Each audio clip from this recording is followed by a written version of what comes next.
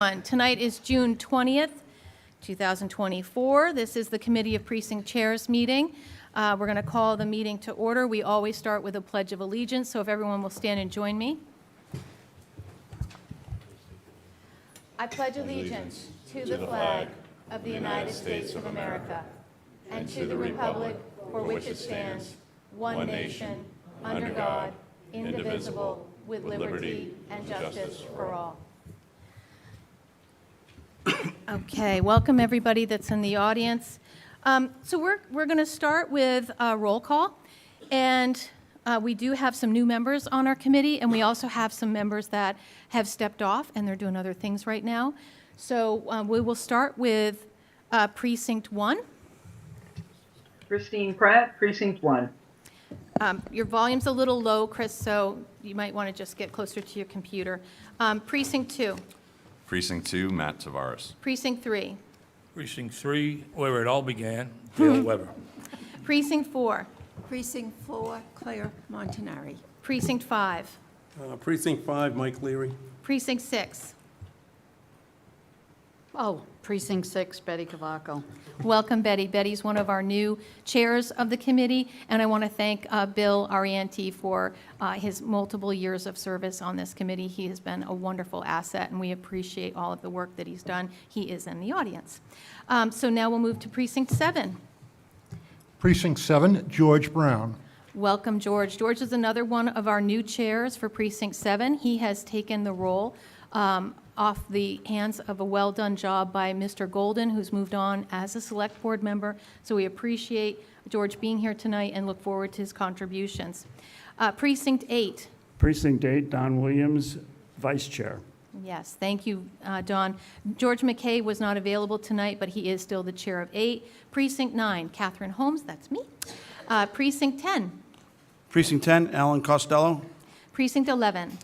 Precinct 11, Frank O'Brien. Precinct 12. Precinct 12, Pat Adelman.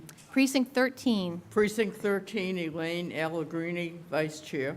Hi, Elaine. Thank you for joining us.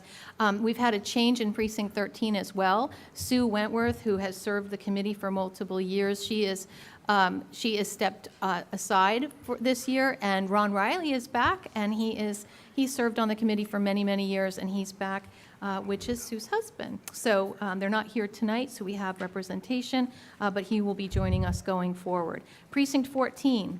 Precinct 14, Tom Begley. Precinct 15. Precinct 15, where it continues, Ressing Brewster. Precinct 16. Precinct 16, Pompey Delafield. Precinct 17. Precinct 18. Pat McCarthy, Vice Chair. Very good. Thank you, Pat, for joining us.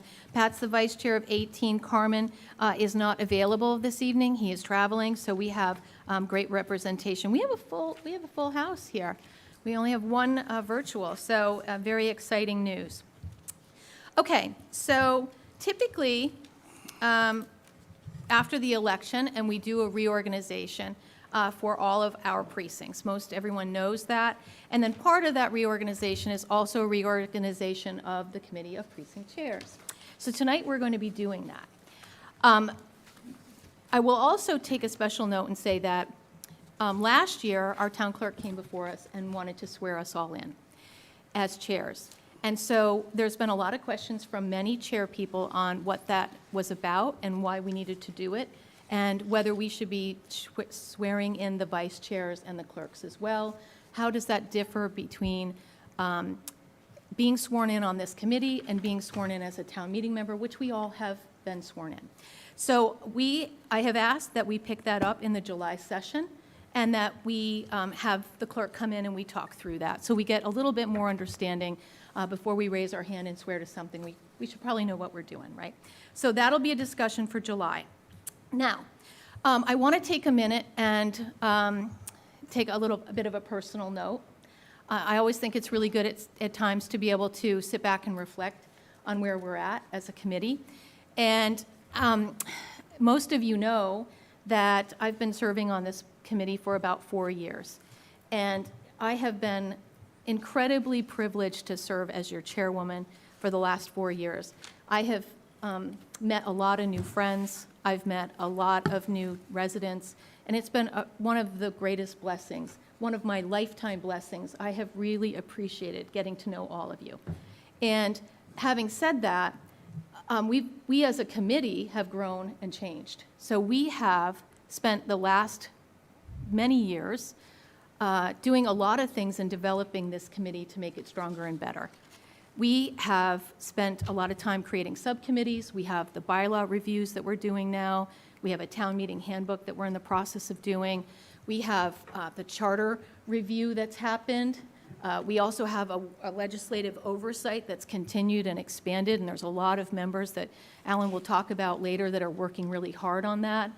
And so we've done a lot of work in the last 4 years. And so at this point, I really feel that for me personally, it's time for me to release the reins and hand them over to someone else. We have a lot of really great leaders on this committee and people that are interested in serving as the chair and vice chair of these boards, and they're competent and strong, and I think that it's a great time for me to be able to step off and be able to allow that opportunity for somebody else. And so that's what I'm going to do this evening. But I also just want to thank you for all of the time that we've spent together and me running this committee on your behalf. One of the driving forces I chose to focus on was building a greater sense of collaboration for our group, but also driving transparency and communication. And I hope that you've all appreciated that effort and you see that there's been work done that's made your lives as town meeting members easier. I also want to take one moment to say that it's really easy to volunteer your time and it's harder to volunteer your time and do it in a really good way. And I'm really proud of the work that this committee's done, because in spite of all of the meetings we've had and all of the issues that have come up, the obstacles that have surfaced, some of them were extremely challenging. And we've had some pretty good debates in this board. But at all times, we have done and worked in a professional and respectful way with each other and with the people that have come and spoke before us. And I think that that is really commendable. So I want to thank you for that. So on that, I will shut up, and I will turn it over to our clerk, who is going to take nominations for our chair. And it won't be me. So Chelsea, welcome to the podium. Good evening, everybody. The floor is open to nominations for Chair of the Committee of Precinct Chairs. I'm going to nominate Matt Tavares. Second. I will second. I'm sorry, who seconded? Chris? Christine Pratt. Discussion? Chelsea, your microphone. It's on. Okay. Can you hear me? Discussion? Seeing none, I'm going to take roll call. Precinct 1, Yes, Matt Tavares. Precinct 2, Yes. Precinct 3, Yes, Matt Tavares. Precinct 4, Matt Travas. Precinct 5, Matt Tavares. Precinct 6, Matt Tavares. Precinct 7, Matt Tavares. Precinct 8, Matt Tavares. Precinct 9, Matt Tavares. Precinct 10, Precinct 10, Matt Tavares. Precinct 11, Precinct 11, Matt Tavares. Precinct 12, Precinct 12, Matt Tavares. Precinct 13, Matt Tavares. Precinct 14, Yes. Precinct 15, Yes, Matt Tavares. Precinct 16, Yes, Matt Tavares. Precinct 17, Yes, Matt Tavares. Precinct 18. Matt Tavares. Unanimously, Matt Tavares, you are now the chair. Thank you very much, Chelsea. Welcome.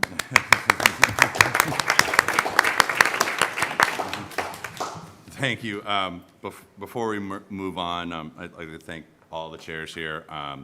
And I'd like to say, I think I've had discussions with all of you in the past, or most of you. I look forward to working with every single one of you to make all of our COPC meetings successful, not only just for the 18 individuals sitting here, but for the 162 members of town meeting that we boil down to represent here on the COPC. And secondly, I'd be reluctant to move on without Catherine, you said it great yourself, but I'd like to thank you for the 4 years of hard work as chair that you put in here. Catherine took the baton from the prior chairs and has really run with making COPC a relevant and useful committee for our town meeting members, our residents, and an asset to the other committees within town government.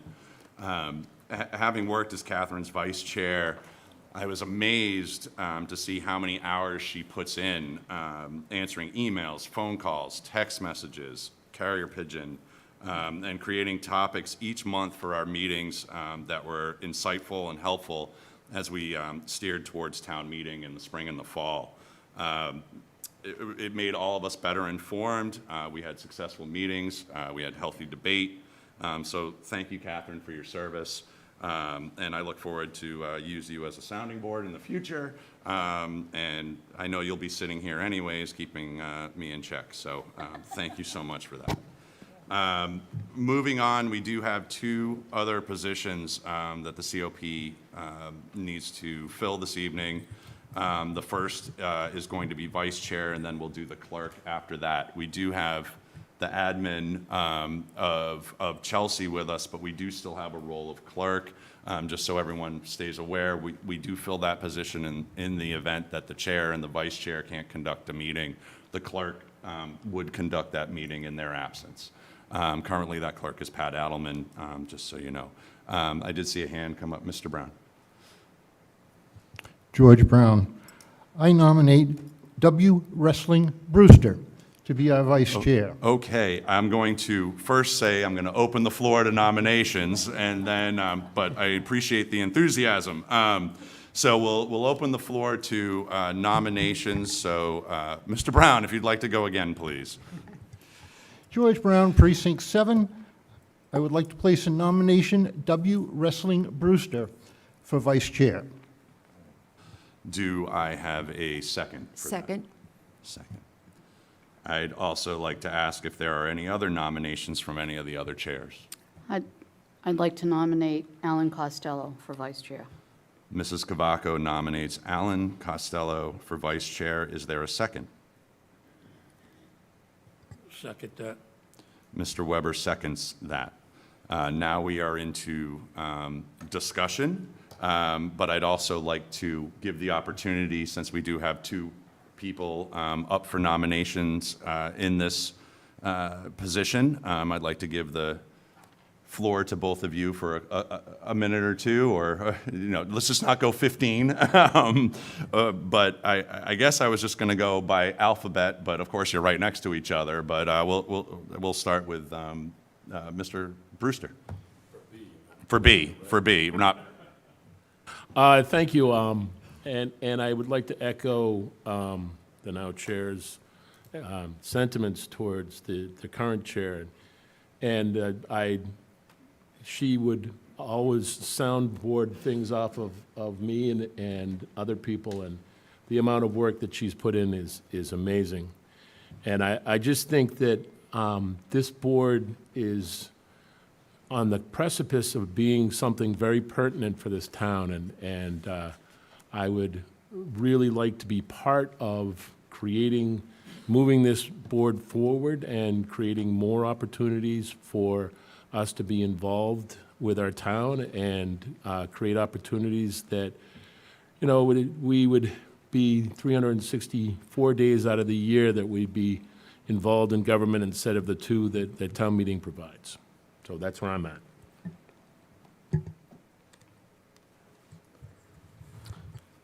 Mr. Costello. All right, first I'd like to thank Ms. Cavaco for nominating me. I'm very excited and honored about the opportunity to be the vice chair. Not too long ago, before Catherine, I was the chair of this committee. And I personally am looking forward to hitting the ground running and making this committee more relevant tonight. I think I can do the job. I think I could work with Mr. Tavares. I'm excited about working with Mr. Tavares. I think this committee, by the pure nature that there's a major meeting going on tonight that we weren't invited to, we weren't considered about, shows the fact that this committee has got to get back on the relevant side of town government.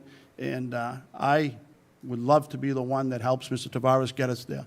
I'd appreciate your consideration this evening. Thank you. Okay, thank you both. I have just discussion point. So Ms. since, Holmes. yes, thank you. So since Mr. Costello did raise this, this committee worked, at myself and Mr. Tavares, worked with town management and with Mr. Bulletin and others regarding the master plan meeting that was tonight. And so since this has been raised, this meeting was planned well in advance. They did not use the town calendar. They did not consult with us. It has nothing to do with the relevancy of this committee. And so it is the timing of the meeting and the fact that the people running that meeting weren't willing to move it. I appreciate your, So I want to make sure that we're not putting down this committee while we try to step forward. Thank you. sure, and I think that that topic is fine and something we can discuss in new or in old business, but I'm just going to get through but I appreciate your comments. I'd like to get through the nomination process at this point. So if I remember correctly, typically the way we do this when we have numerous nominees is we'll do roll call, since we are in hybrid format as well. And as I call out the precincts, you can say either Mr. Brewster's name or Mr. Costello's name. Chelsea will record the votes, and then I'll ask her for her tally at the end. So we'll start, if you're ready, Chelsea, we'll start with Precinct 1. I think Mr. Brewster is ready to assume the vice chair role. So my vote goes to Mr. Brewster. Precinct 2 is myself, and I'll say Mr. Brewster. Precinct 3. Precinct 3, Alan Costello. Precinct 4. Mr. Brewster. Precinct 5. Alan Costello. Precinct 6. Alan Costello. Precinct 7. Mr. Brewster. Precinct 8. Alan Costello. Precinct 9. Mr. Brewster. Precinct 10. Alan Costello. Precinct 11. Alan Costello. Precinct 12. I'm really tied because I work with Alan on the Oversight Committee, and he's a wonderful chair. But he's also the Charter Review Committee. So I'm going to vote for Mr. Brewster. Thank you. Okay. Let's try and limit debate to just yes or no's or names. Precinct 13. Alan Costello. Precinct 14. Mr. Brewster. Precinct 15. Precinct 16. Mr. Brewster. Precinct 17. Mr. Brewster. Precinct 18. Alan Costello. I have my tally here, but I'll confirm with the admin. 10 for Mr. Brewster and 8 for Mr. Costello. Congratulations, Mr. Brewster. You are the new vice chair. Welcome. Okay. Next, like I said, we have our final position, the clerk.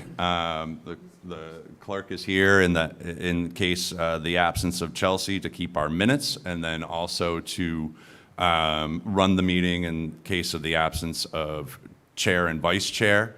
So at this time, I'd like to open the floor to nominations for clerk.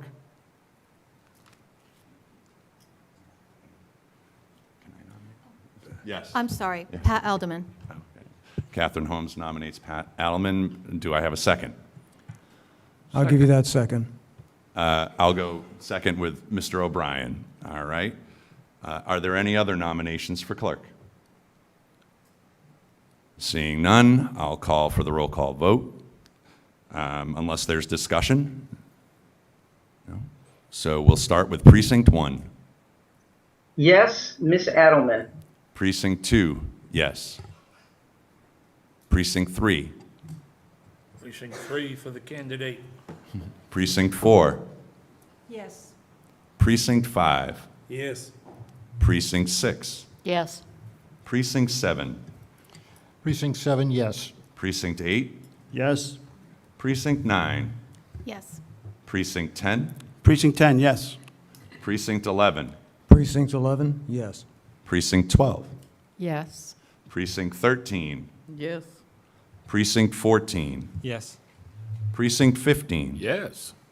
Precinct 16, Yes. Precinct 17, Yes. Precinct 18. Yes.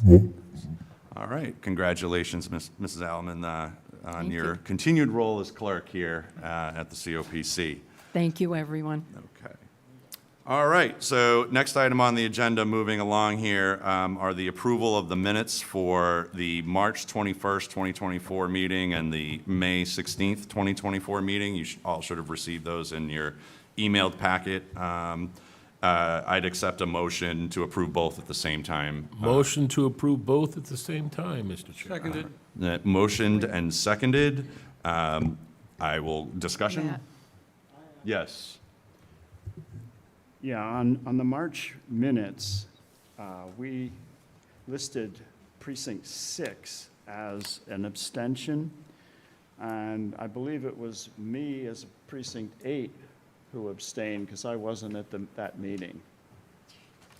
Do you, as an abstention on a vote for something? For the minutes approval of the March meeting. So that's, I Well, think there's an error. in These are minutes. the March meeting minutes are the ones that we're voting to approve on, I guess. Correct, but on that meeting, I abstained from precinct 8. I don't believe precinct 6 abstained because they had their chair there. And I did not attend that meeting, so I had to abstain. Is there some, I guess I'm looking to where we're pointing to what you're speaking of within the minutes themselves.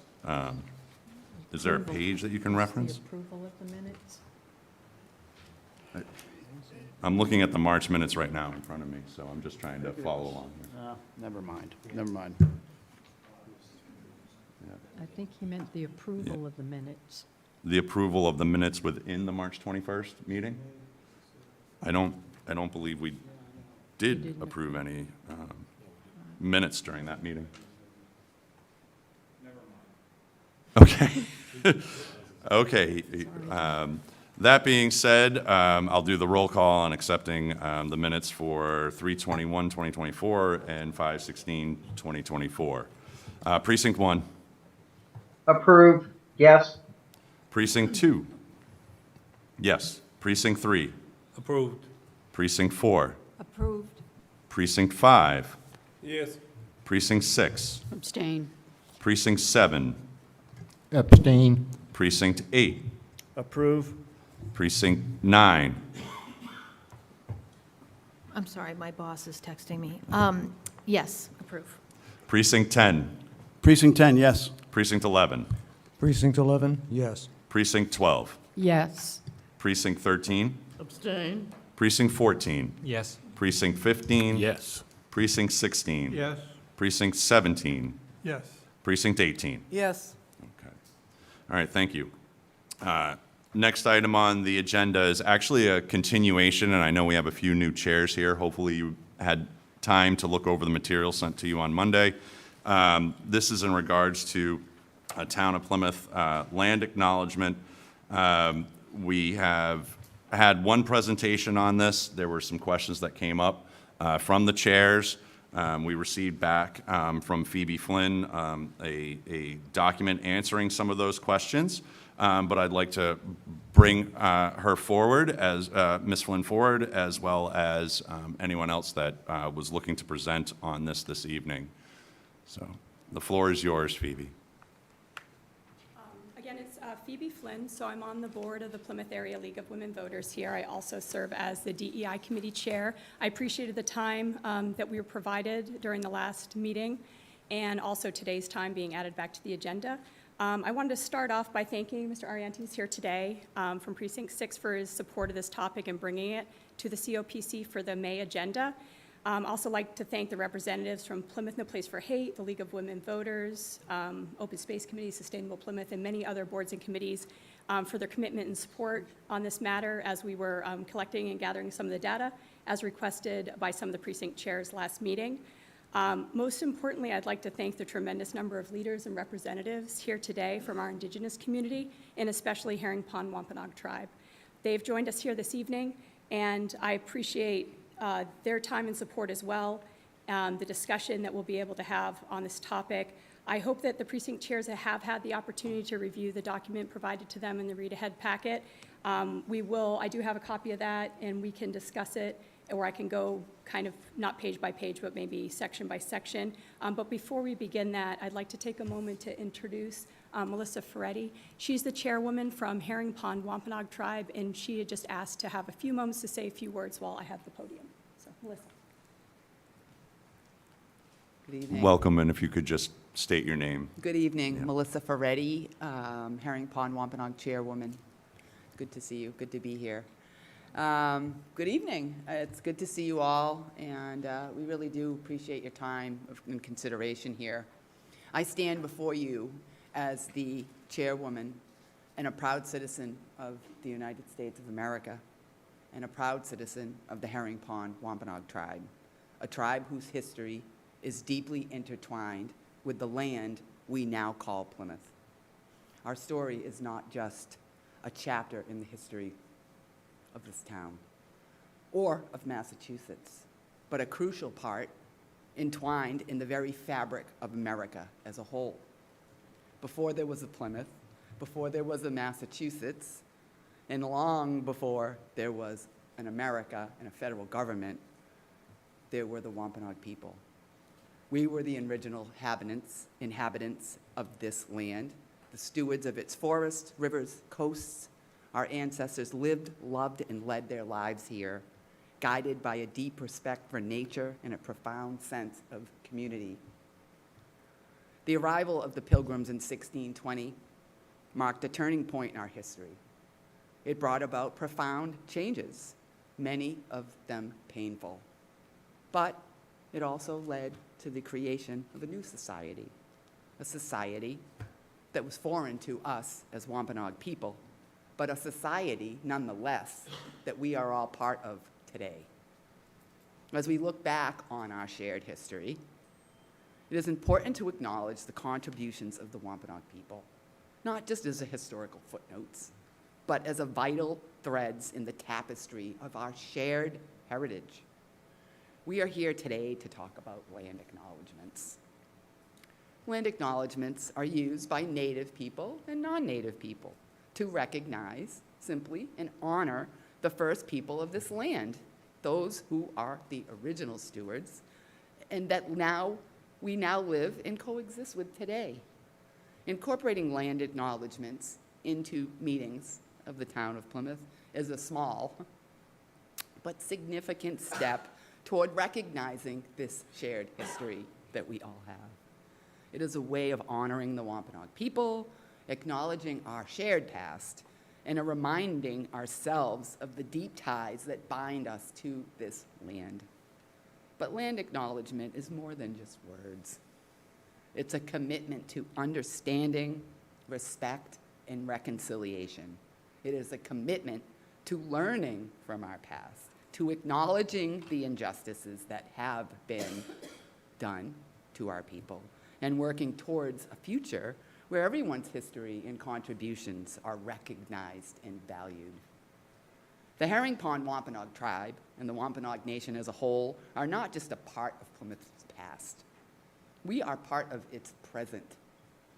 We are part of its future. Our stories, our culture, and our people add to this richness, and I see them in this room today. And the diversity of this town. Recognizing this is not just paying tribute to Wampanoag people, but about enriching our understanding of who we are as a community, as all of us. Recognizing this does not extinguish any of your loyalty to the red, white, and blue. We're proud Americans. When we do powwows and any celebrations, the first thing that we do is walk in with our colors, with the POW flag and the red, white, and blue right behind it. So recognizing this once again does not extinguish your loyalty to the red, white, and blue. It solidifies the pride that we all share for our rich history, especially here in America's hometown of Plymouth. In closing, I urge you to all embrace the spirit of land acknowledgement, to seek in your hearts and understand and appreciate the rich tapestry of histories and cultures that make up our town, and to recognize the enduring presence and resilience of Wampanoag people. In doing so, we do not just honor the past, we also build a more inclusive, respectful, and understanding future. Katapatash. Thank you. Thank you. Phoebe, back to Thank you. Melissa. So I'll briefly go over the packet. I asked that Chelsea not go page by page, but just as a cursory overview, there's a letter, again, thanking you all for the time in May that we spent in the discussion that we had and many of your questions, asking you to share in our commitment to equity by adopting this acknowledgement, as Melissa has so beautifully done with her words and images, told you why this is important. There is some discussion in this document about the controversy over land acknowledgements. It is not typically a controversy over whether to do it, it's whether it's valuable or not. And so our goal is to make it a valuable thing for this community, to help recognize everybody in this community, Indigenous and otherwise, all the members of our community. And so we hope that it does that. There are certainly historical injustices that have happened on these lands and many other. There are locations here in Plymouth that have been prescribed statues and plaques to honor and remember some of those atrocities. And so those are here in Plymouth, and they show Plymouth's acknowledgement and acceptance of those events and the history and what has made us here today. They are also, some of them were done as reparations for a more recent event in 1997. So the information is in your packet about that. I then went town by town. There are a number of boards and committees here in Plymouth that do use land acknowledgements in a variety of ways. All of them are wonderful ways to do that, whether it's used at the beginning of each meeting, like you all do the Pledge of Allegiance, whether it's posted to keep people's minds fresh on why we value all of our neighbors and citizens, and especially the land and the waters that we're making so many decisions about. And then it goes to other towns, many of whom their select boards are leading the way with this. So I feel this is a beautiful way to kind of come in as Plymouth. We are obviously America's hometown. We have a very rich history. Our history is well entwined, as Melissa mentioned, with our Native counterparts. And so we don't have to be groundbreakers on this, but I do think that it's a great time to not have to be first, but also to be able to lead the way and show and set a good example for other towns and cities here in Massachusetts and across the nation. So town by town, there are a number of examples there, both whether it be towns or whether it be organizations or facilities. And then finally, some of you had inquired about the legal implications of a land acknowledgement as it does relate to land itself. And really, the thing about a land acknowledgement and why it is so difficult to find anything about legal implications is that it is just a nice thing. There are no legal implications. It is just a nice way to acknowledge and recognize not just the history, but the current presence of our Indigenous citizens, and just be nice and good people and good citizens and good caretakers. Herring Pond Wampanoag Tribe is tied to these lands with a rich history that dates back over 12,000 years, and we respectfully request that the boards and committees of this town recognize their ties to this, and that's why we brought it before the Committee of Precinct Chairs. I know Mr. Arienti would also like to say a few words, so I know we have a few minutes. I'll turn it over to him at this time and then see if any of you had any questions. Sir? Mr. Arienti. Thank you. Bill Arienti, Precinct 6. I'm a town meeting member. However, I speak on behalf of myself and not Precinct 6. First off, I'd like to just take a moment for indulgence, and I want to thank each and every member of this board for serving with you and for giving me guidance and understanding and helping me along the way as I represented my precinct. I appreciate each and every one of you for your help. Thank you. On that now, each month I sit and I heard Dale Weber say, Precinct 3, where it all began. If it weren't for the kindness, the generosity, the caring, and the outgoingness of the Wampanoag tribe, of the Poconoke tribe, of Massasoit, it would have been where it all ended as well. The Pilgrims came here with nothing, in the middle of winter, without the ability to set up housing, to find food. And without the help of the natives who were here, that gave of themselves, that gave their land, that did everything for them, and did it not just for that 1 year, but for 50 years, we may not have had the country that we have today. We acknowledge our founding fathers on a regular basis. I believe that we owe it to the people who helped us establish before our country was born, to at least acknowledge their contribution to making this country. Thank you very much. Thank you, Mr. Arianti. Thank you, Mr. Arrington. So I know that there are formalities at this time, and I just hope that you all choose to join us in this endeavor to recognize the past, the present, and the future of our relationships, our close friendships and relationship with our Indigenous counterparts. And so I'll open it up at this time for any questions, if there are any, or turn it over to Mr. Sure. Before we go into that, I know there was in discussion in bringing this topic forward for May, and now we're here again revisiting it. I guess as chair now, I'm kind of looking for like kind of the specific ask, where you did mention something about, something on the wall or reading before meetings. I guess, and I know, Mr. Arianti, you had some thoughts before you were no longer chair on that, but I think for us to be able to move on anything, we kind of need what the ask is. I don't know if I'm in a position to make an ask, but Well, I'm more you than can happy make to a do that. recommendation to us, and then we can have discussion amongst That sounds perfect. I'll ourselves. make a recommendation, and you all can amend it as needed. So, given the fact that the Committee of Precinct Chairs dutifully conducts the Pledge of Allegiance at the beginning of each meeting, I would recommend that you also add a land acknowledgement at that time to accompany the Pledge of Allegiance. Okay, so that kind of gives, I just wanted to frame some parameters for our discussion, but at this point, I'd like to open it up to the chairs to ask any questions of Phoebe or anyone else that spoke this evening. So, Mr. Brown, you sure can make a motion, yes. I'd like to move that we take into consideration land acknowledgement in our meetings. Oh, your microphone. Yep, do it again for the audience at home. Oh, I keep hitting the wrong button. I move that the Committee of Precinct Chairs takes in a land acknowledgement at the beginning of our meetings. Second. I have a second from Mr. Williams to Mr. Brown's motion, so now I would like to open it up to the floor for discussion. Mr. Delafield. Just to clarify that, I think we have the land acknowledgement in a written format, so it's not "and," the word "and" is inappropriate. What we would be adopting is the one that has been presented to us. Just a clarification of what I think that motion meant. Oh.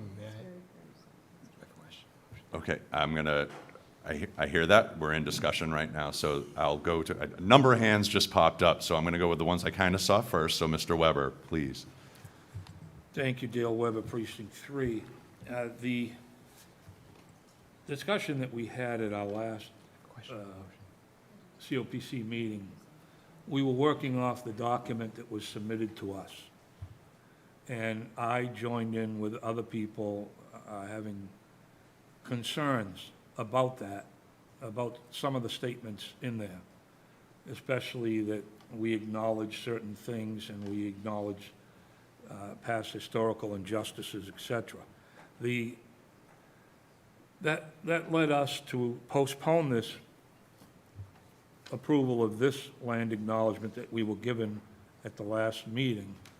And I took this back to my precinct, as I did not want to speak for the precinct without discussion and direction. So I did that, and at that time, Precinct 3 said that they wanted to take no action on this issue as it stood.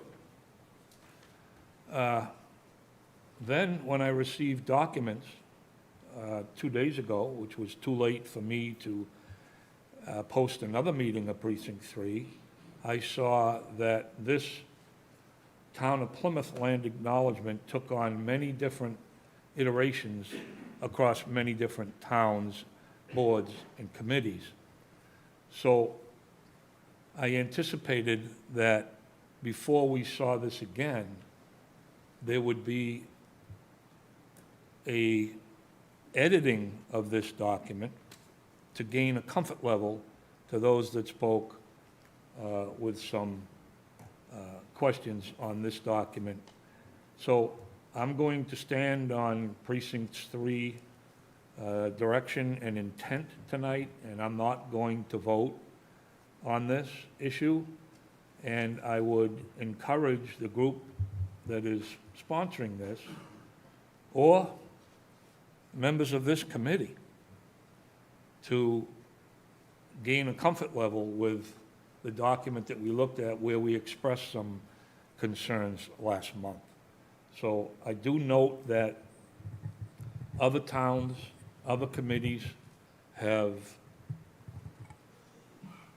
put some pretty strong edits to this acknowledgement that's in front of us, some of them that I could accept in bringing it back to the precinct to gain, again, some direction from my precinct. So that's where I stand tonight from Precinct 3. Thank you. Thank you, Mr. Weber. I think there was a question on the motion down here, so Mr. Begley, I'm going to go with you. I did see your hand as well, Mr. Costello.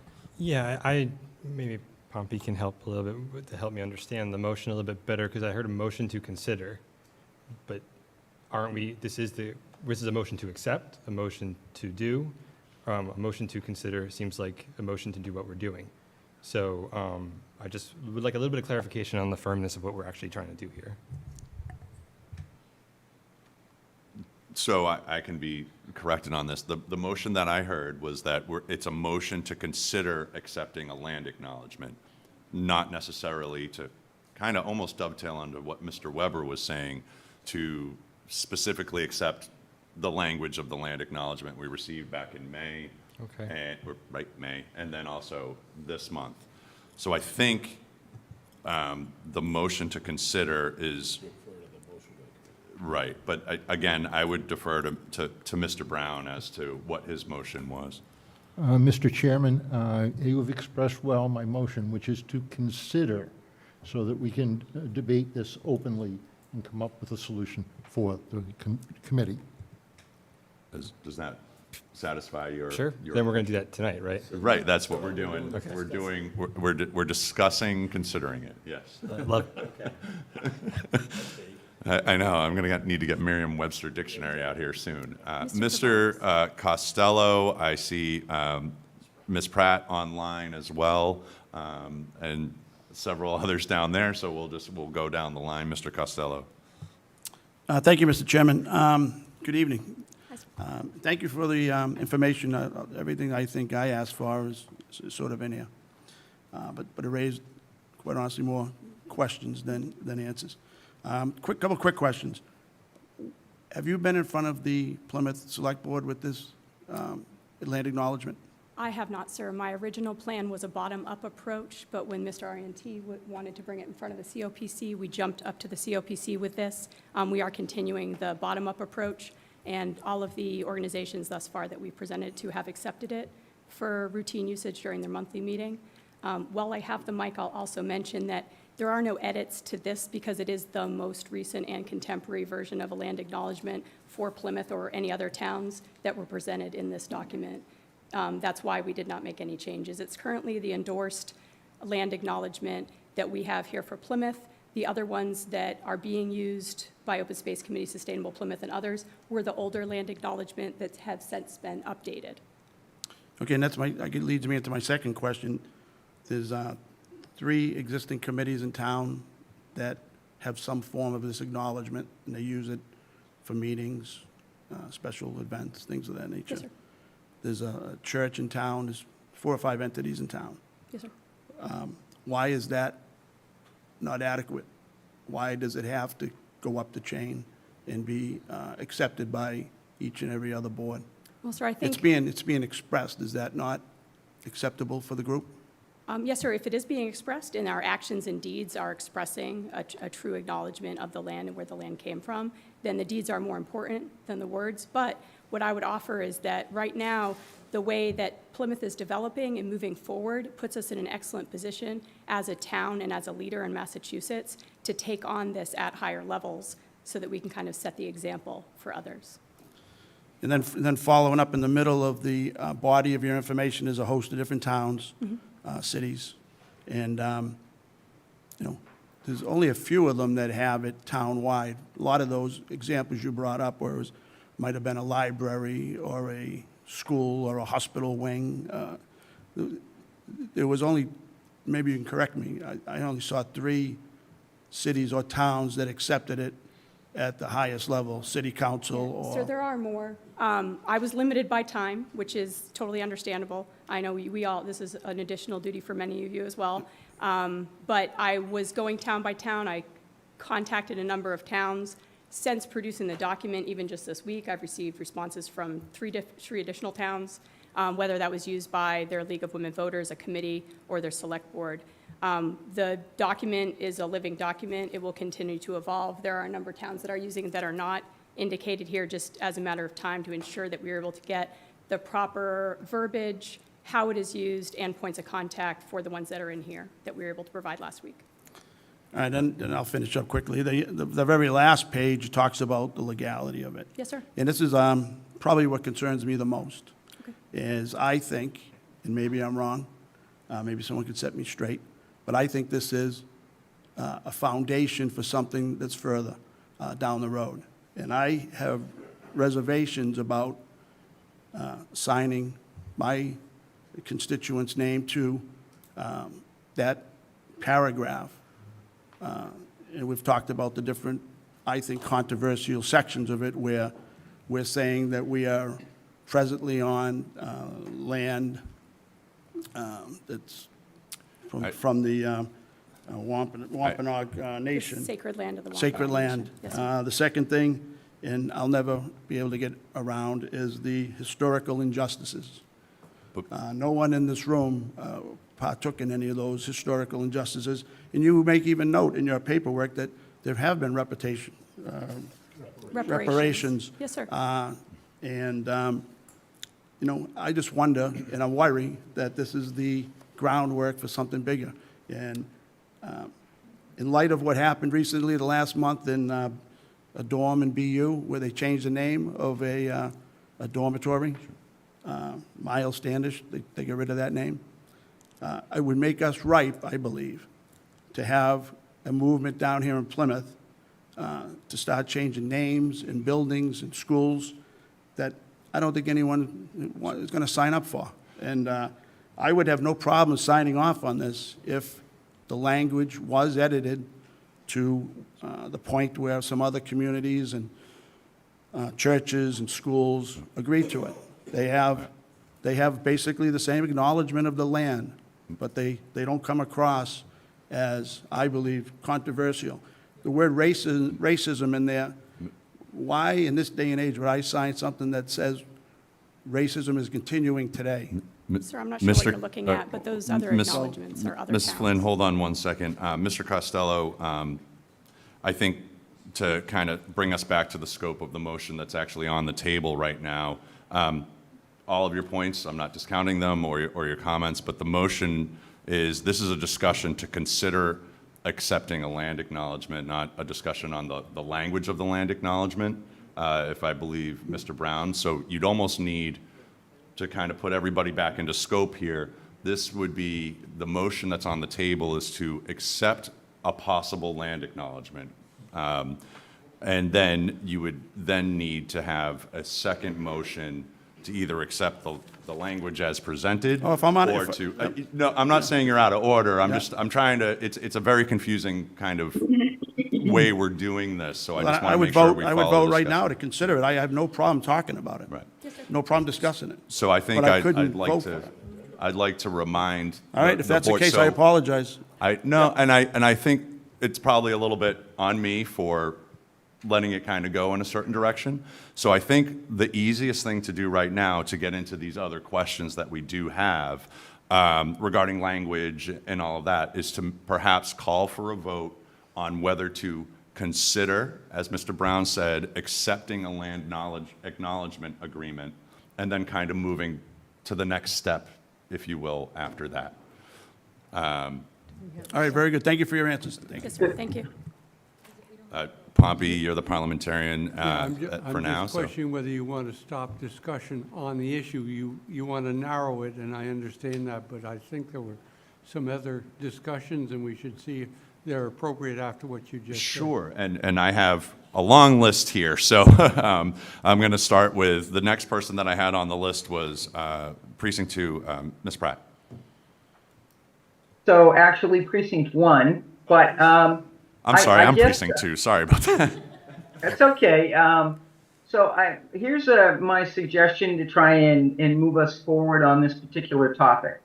Why don't we vote, the motion, consider a motion that commits us to an approval of a land acknowledgement.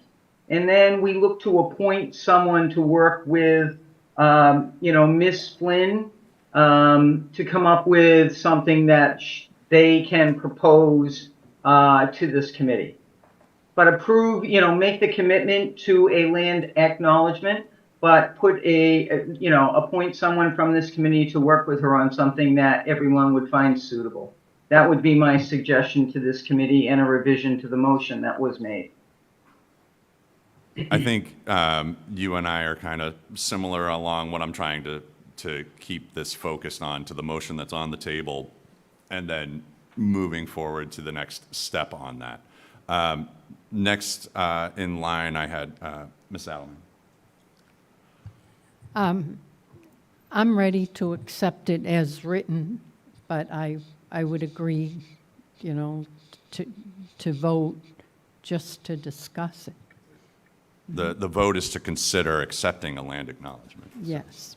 Is the motion at the moment. After Ms. Adelman, are you ready for me, or do you have any No, additional? Okay. I'm good. Ms. Montanari. I think we should just hold this for a moment and research it more, have more discussion on it, and make no commitment tonight. Okay, thank you. Mrs. Cavaco. I'm actually really concerned that no one has brought up that we have an in-town council that should be reviewing any of the language that we are going to accept. This, when you talk about evolving and some of the other things, this certainly has legal implications for this town. And I would not feel comfortable accepting it without guidance from our town council. So I would say not to consider anything right now until it goes through our town council. Mr. Leary. I'm going to echo what Betty just said, because I only printed out the last page. And again, I'm on the zoning board of appeals, and legality means a lot. And when I look at this, I don't know who wrote the opinion, doesn't have any, it should be per council. It's not town council. The problem I have is, okay, acknowledging it at this stage is one thing, but once you get the state and federal acknowledgement, that's going to change, I think, a bunch of this. So I have a concern about that. Without town councils, as Betty said, an opinion on it, I wouldn't feel comfortable moving ahead with the land, not even in the iota, so. Okay, Mr. Brewster. Yeah, I'm echoing a lot. couple things that I have concerns about. And with all due respect to the motion, we're discussing it now. So to have a vote to decide to discuss it is kind of, I think that that's kind of vague, and I would be against anything, voting for anything that I don't know what it's going to be. So I would caution this group at voting for a, yeah, we're going to look at this type of thing. It's kind of saying that. But Mr. Costello asked a lot of questions in the last meeting, and I think that those should be answered before we move forward. I have no problem having this as an agenda at a future meeting, but I would hope that we would, have all our questions answered at that point. I do think that the legalities is something that we should look at, and I really have a problem with the bottom-up approach. What if we say we're going to go for this and the select board says no? That's kind of like the executive board saying we're not going for this and a lower board saying we are, which creates controversy and isn't good for government. So I would really think that we don't have enough answers at this time. Thank you. Okay, I saw, Melissa, you came up. If you'd like to add anything on here. Yeah. Unless, before we do that, are there any other chairs with comments? Seeing none, go ahead. Yeah, I just want to say, in all due respect, there's just 3 sentences that we're looking at here. There is no legal implications from these words on that piece of paper. I find that to be nonsense, and that you're saying that. It's 3 sentences, and these are not new. This is not something new people are doing here. This is done all over the state in universities, campuses, City Hall in Boston. They do this all over the state. We may not have all of the people in front of us to tell you that, but think about how this looks, that we're arguing and we're worrying about legal implications, about acknowledging the people who are the original people that live here. It's nonsense. There's nothing illegal or any of that in 3 sentences there that say that in the land acknowledgement. That's all I'm saying. No disrespect, but that's the shortest one I've actually seen in my entire history of land acknowledgements.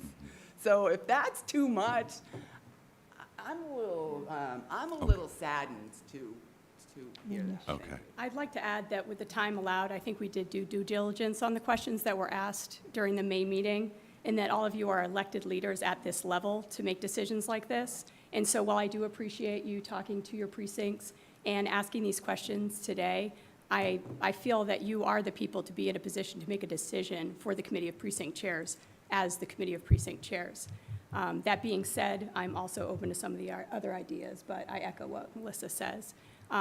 There was a lot of discussion about May's meeting and the comments that were made and the questions, and you don't need to be afraid. It's a land acknowledgement, and it's not something to be afraid of. It's something to honor and respect the people that live here today and that lived here before.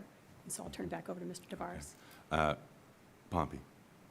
Just quickly, I think, as mentioned, this is only to continue discussion. It's a different way of saying we want to continue discussion. Do we ordinarily take a vote on whether it shows up in a future agenda on other items, or do we just put it on future agendas? Because if it's on future agendas, then I don't think we need this, and I will vote no. So at this point, Mr. Begley. I don't know where to start. I guess I'll keep my discussion to the motion to consider, and I'll put it simply as, yes, we should consider this more than what we're doing now and come to an actual vote on what's in front of us. I will just sort of say the fact that we're having this conversation is a testament to why we need something like this. It is prompting these conversations and this discussion. The fact that the questions have gotten asked about what these words mean on the screen is why we should be saying things like this, why we should be digging into this history.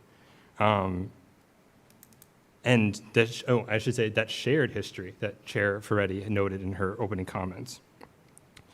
So I would be glad, I would love to just say we would like to talk about this more and then work today on saying like yes or no to that language, or yes or no to before the pledge or on the agenda.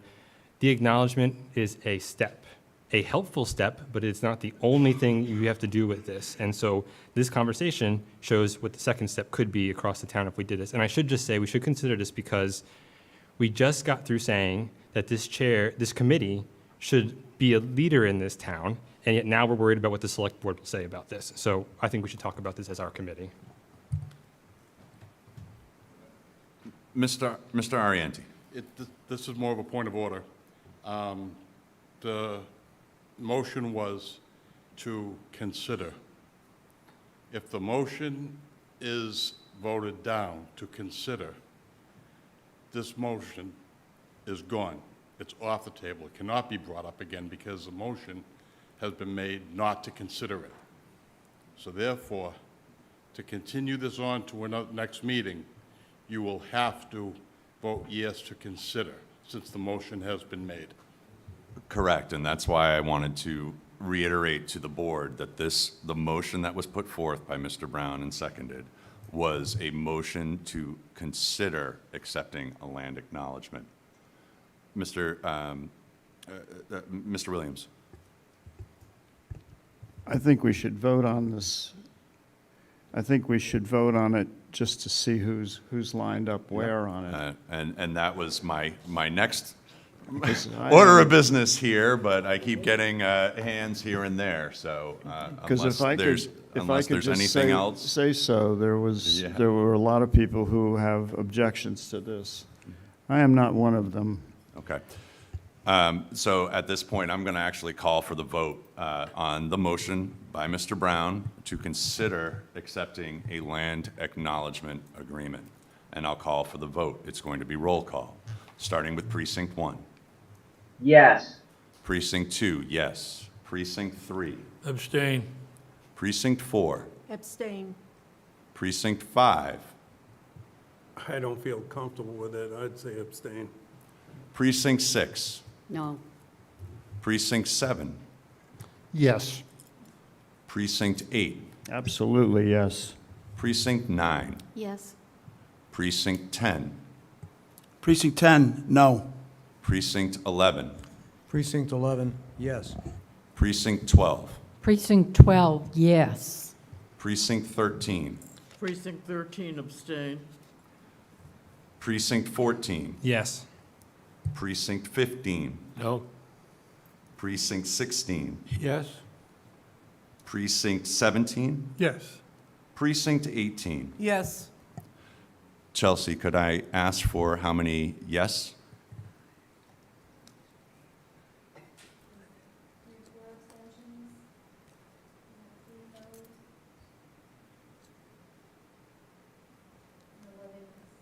So I'm going to repeat that back as Chelsea is off microphone. We had 11 yes, 3 no's, and 4 abstentions, so that does carry. And that was a motion to consider accepting a land acknowledgement. So at this point, I turn it over to the committee for any further action on this item. I'd like to make a motion, Mr. Tavares. Yes, Mrs. Kabaka. I would like to make the motion that this be reviewed by our legal counsel before we move any further into this action. Okay, thank you. Second. I'm going to go with Mr. Brewster on that because I think it was a tie to the microphone.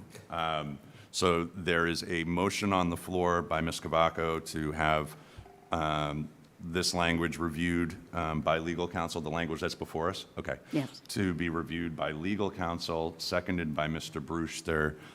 Discussion. Ms. Adelman. My experience with the current legal counsel is they counsel on what the select board wants the right answer to. So I would vote no for this. Ms. Holmes. I think that anything that provides reassurance to the chairs that there is no legality here is something that we should pursue. I see no reason why we wouldn't have legal counsel review it. It is such a small, it's only a few sentences, and they may come back with some edits that we might find acceptable. So I would say that Ms. Cavaco's motion is a good one, and I would support it. Any other chairs have comments? I guess this is for perhaps more of a question part of this discussion. Mr. Begley. Thank you. Did the Open Space Committee have any legal review of this? I do not know the answer to that. They did not. Yeah, go ahead. Melissa. Sure. Melissa worked with them on this a few years Melissa, ago. yes, please. I mean, actually, I don't know that for sure, but I don't believe so. The Open Space Committee contacted myself and the tribe and asked if we would help them craft a standard land acknowledgement, nothing crazy. And theirs is actually much longer than that we have here. This is good. We're satisfied with that because we know people don't understand what land acknowledgements are and the legal repercussions of these land acknowledgements. And I agree. I don't see why legal couldn't look at it. But there's really, like I said again, I just want to reiterate, there's nothing in there that threatens you. The tribe, and this is something many people don't know, people worry about Native people having power and coming back for more later. And we don't need this land acknowledgement to do any of what you explained or what you had mentioned that you're worried about here in Plymouth. We can do that without the land acknowledgement. We don't need federal recognition for that. We can do that as a tribe and as a sovereign person in a body. So I think it's wonderful that 11 of you think we should do something with this. And I thank you for that. But, I just want to say the open space, and I think there's others as well. Sustainable Plymouth. Sustainable Plymouth. They all just asked, and I don't believe Matt. I don't know if it went to sure. Okay. We could ask. Okay. but, yeah. All right. Thank you. Thank you. Mr. Hutchinson. Thank you, Mr. Chairman. I take Ms. Adelman's point and also say that it would be interesting to hear our town legal counsel, but I don't think that should be thought of as the end of that conversation about legality. Thanks. Can I call for a vote? Yes, you can. There's, Sorry, I didn't see, did that come from you? Yes, that was me. I just would like to call for a vote. I think it's... You'd like to end discussion and call for a vote? Okay, so that is out there. I have a number of hands up. Unless they're point of orders, we're going to have the vote. Point of order? Yeah, I'd like to say something. I know that the Conservation Commission has an acknowledgement. Right. We're calling for the vote. We're not in discussion anymore. I'm sorry, Mr. Williams. Trying to navigate through this. You have a point of order, Ms. Monroe? I may have. Okay. I just would like the motion repeated before we vote on it. Sure. Ms. Cavaco, would you like to repeat your motion? I mean, but you No, this isn't discussion, this is clarification. This isn't discussion. This is before we vote, we want to reiterate what the question is so everyone's clear. Yep, no, I'm just going to explain it. So everyone's clear as to what we're voting on, which is Mrs. Cavaco's. Voting on the motion to end discussion. no. No, we can call for a vote at any point. Right. We're not town meeting time, unfortunately. Yeah. As fascinating as that read is. Mrs. Cavaco, if you would indulge the committee and repeat your motion, and then we'll vote, so everyone's clear. Chelsea, actually, do you have the exact motion? So, I mean, I can repeat it, that I would like for this to go to town council before we move forward with any decision whether to accept or not and get their guidance. And that was the motion, but I have to say I'm disappointed with a couple of comments made because our legal counsel goes by the law, not by what somebody wants. not by what the select board wants. I understand that. I want to leave it at the Let's- discussion. let's- So at this point, I'm let's going to do that. call for the vote. So we'll start with Precinct 1. Yes. Precinct 2, yes. Precinct 3. Yes. Precinct 4. Yes. Precinct 5. Yes. Precinct 6. Betty? Yes. Precinct 7. Yes. Precinct 8. No. Precinct 9. Yes. Precinct 10. Precinct 10, yes. Precinct 11. Precinct 11, no. Precinct 12. Precinct 12, no. Precinct 13. Yes. Precinct 14. No. Precinct 15. Yes. Precinct 16. Yes. Precinct 17. Yes. Precinct 18. Yes. And if you want to give me the numbers, but I'm pretty sure that motion carried. 14 yes, and how many no? I'm sorry, 4 no. Yeah, you think I could do the math faster, but, okay, so that's where we stand here on this topic, we'll take the language here and send it along to town council, and Chelsea, I'll work with you on that at the next meeting, or, excuse me, tomorrow. Phoebe, I'd like to thank you for coming in here. I know you're doing a lot of hard work, along with everyone else that's here. And so I think we'll pass this along, and we'll keep in touch with you as to next steps, okay? All right, thank you all very All much right. for your time. Thank you. Thank you. Okay. Moving on, we are moving on to the Legislative Oversight Committee presentation by Mr. Costello, who's the chair of that committee. Thank you, everybody. We'll just wait a minute. Thank you all for attending tonight.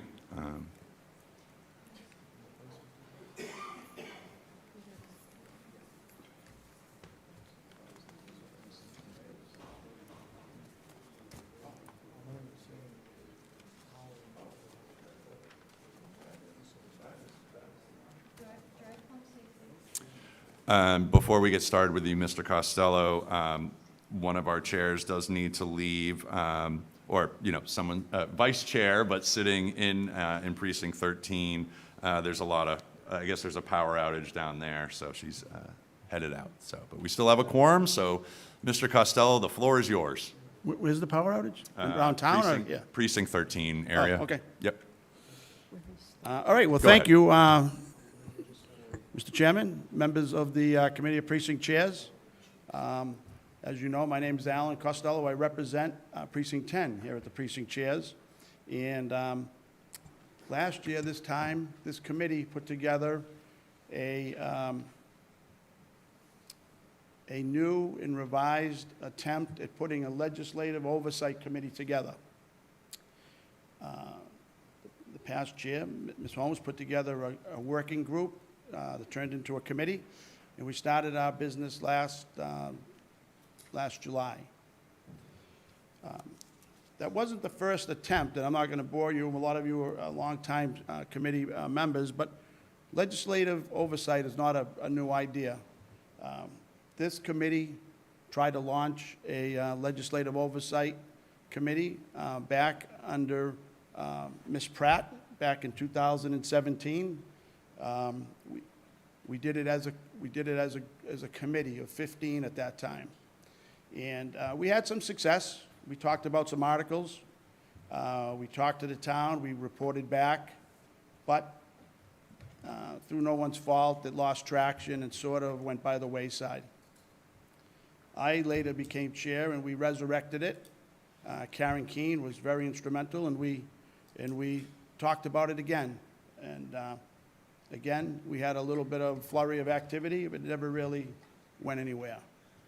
Ms. Holmes put together a committee last year, and we have a year under our belt, and we thought it was time to come in and talk to the committee at large, the overall committee that appointed us, our subcommittee, and let you know the work we've been doing, and ask you if that's indeed what you'd like us to continue to do, or change course, or take any suggestions or ideas from anyone on the committee. So to that end, we put together a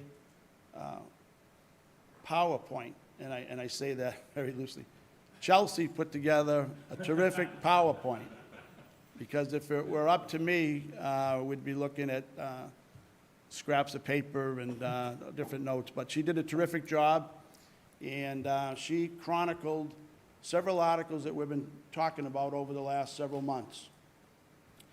First, before I get into the presentation, I want to acknowledge the committee.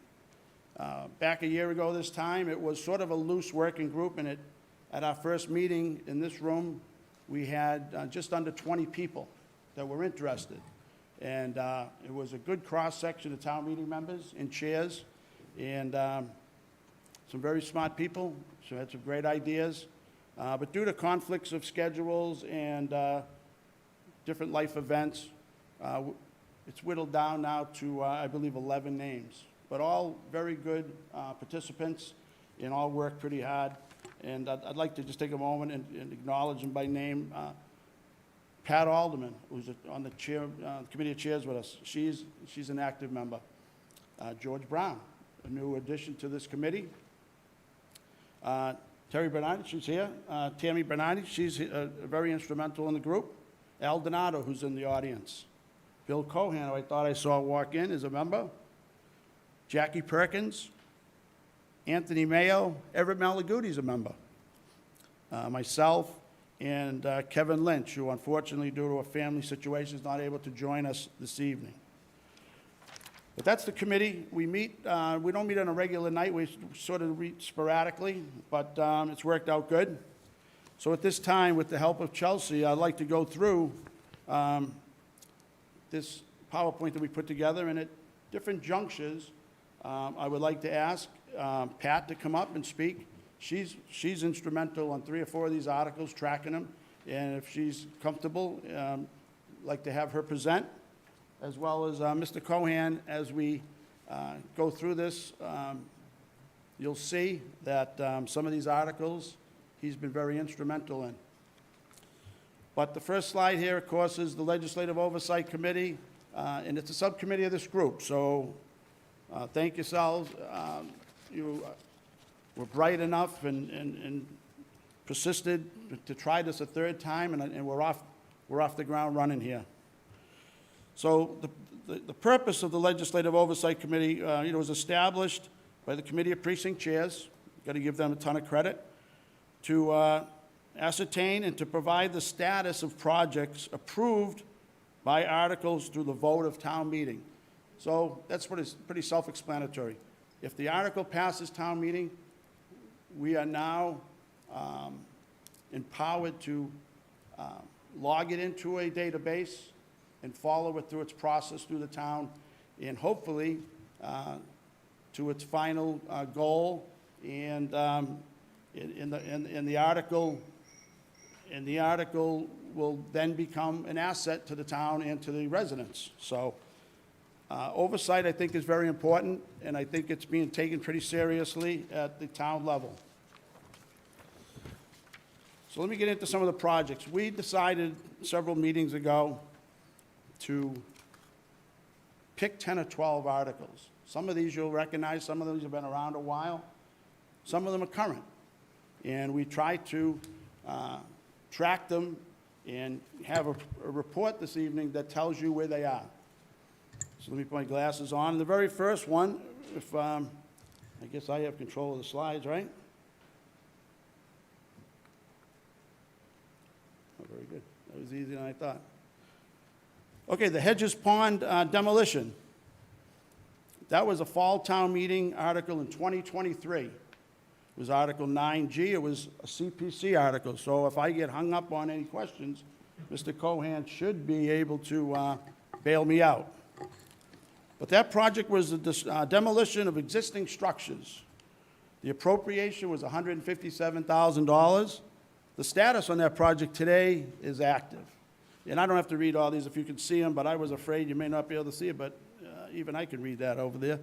But the recent construction of a pump house and an environmental office have taken place on the property, and the estimated completion is August 2024.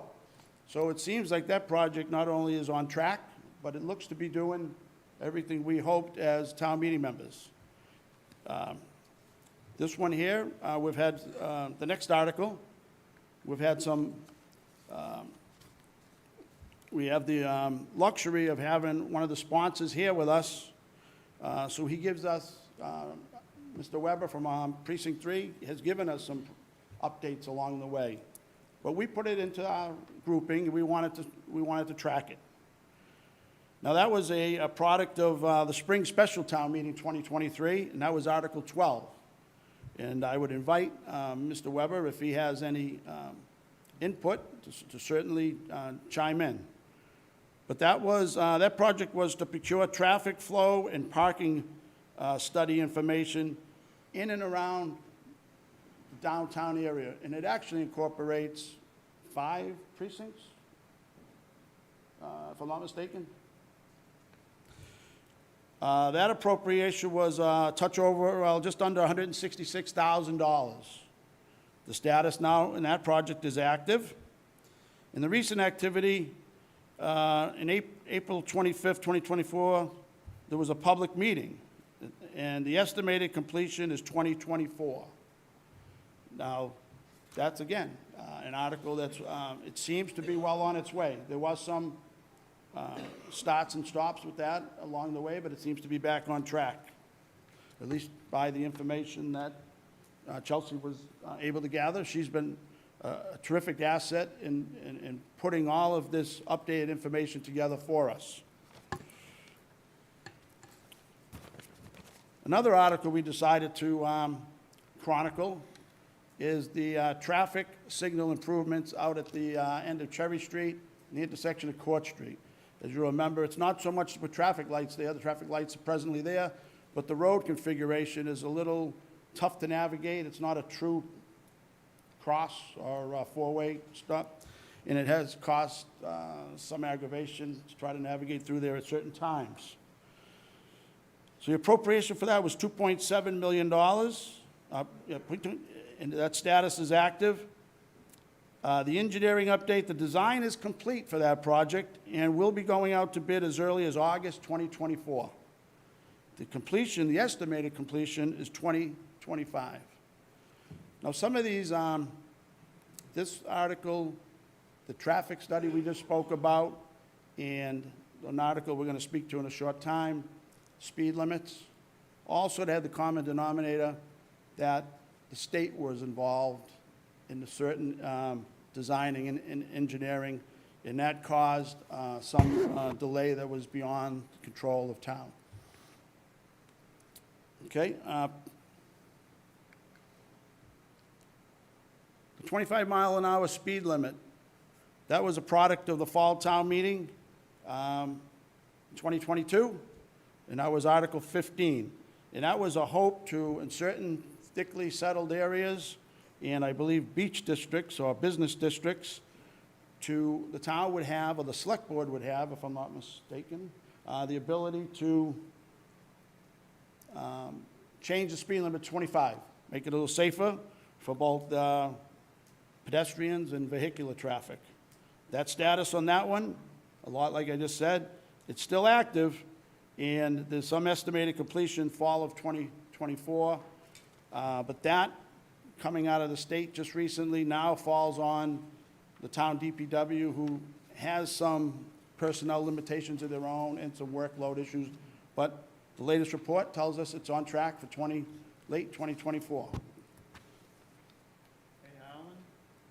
Question, you can do them now, Mr. Chairman, is that fine? Or we can do it at the end? I think that's fine, because some of the articles that you are referring to as we go through this, members here, it's in their areas. If that's good with you, it makes perfect sense. Go ahead, Mr. Williams. Mr. Williams.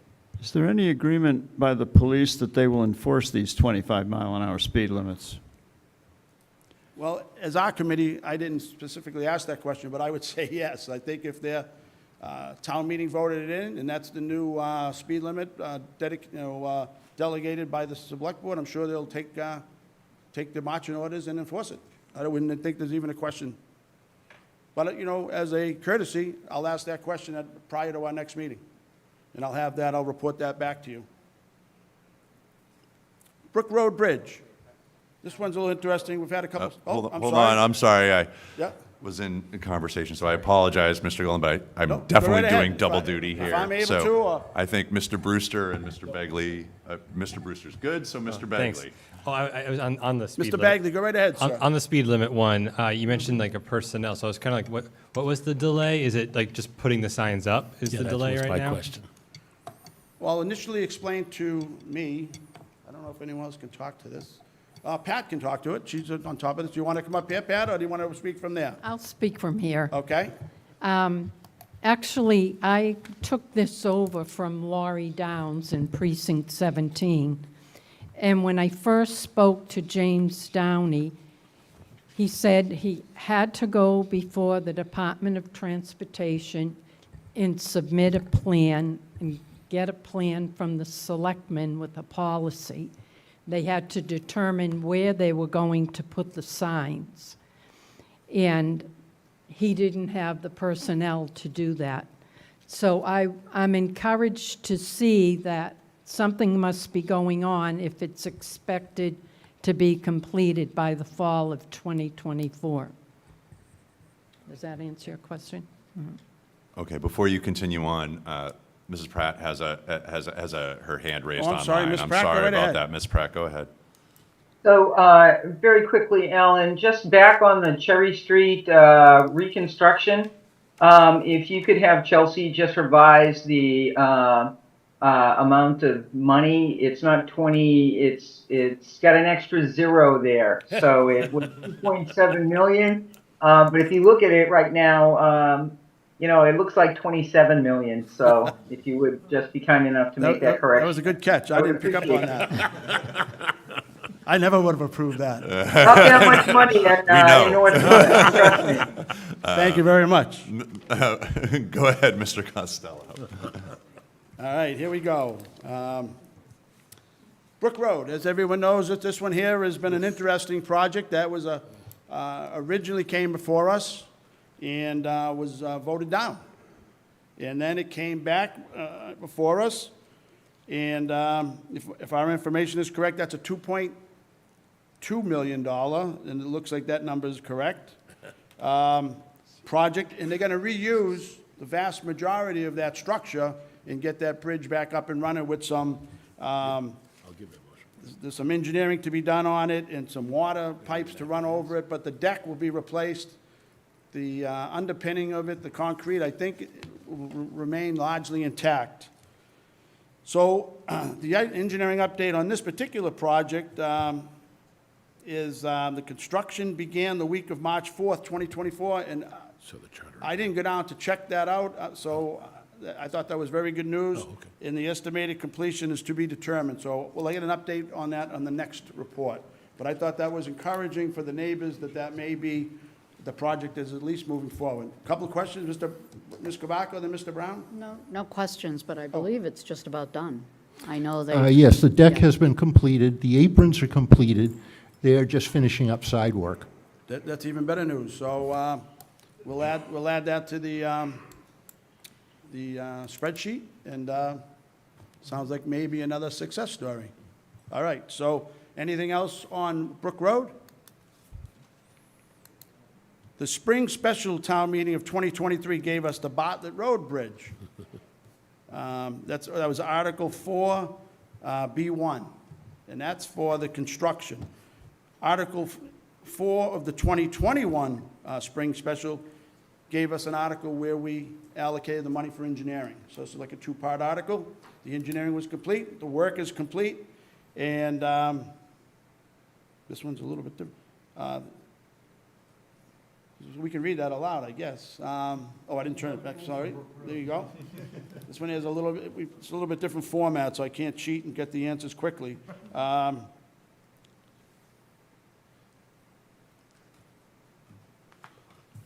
I've heard good things about this, but there's another one I did not do a field trip to, so I'm gonna have to get back to you on that one. I feel bad. That's not as nicely done as I should have. That's on me. So I'll get a follow-up on that, unless anyone locally knows the answer. It's complete and it's beautiful. Okay, that should just keep us out of it then, I guess. It's working out good. But that one's complete and looks They good just and it's finished working. it. So that's great.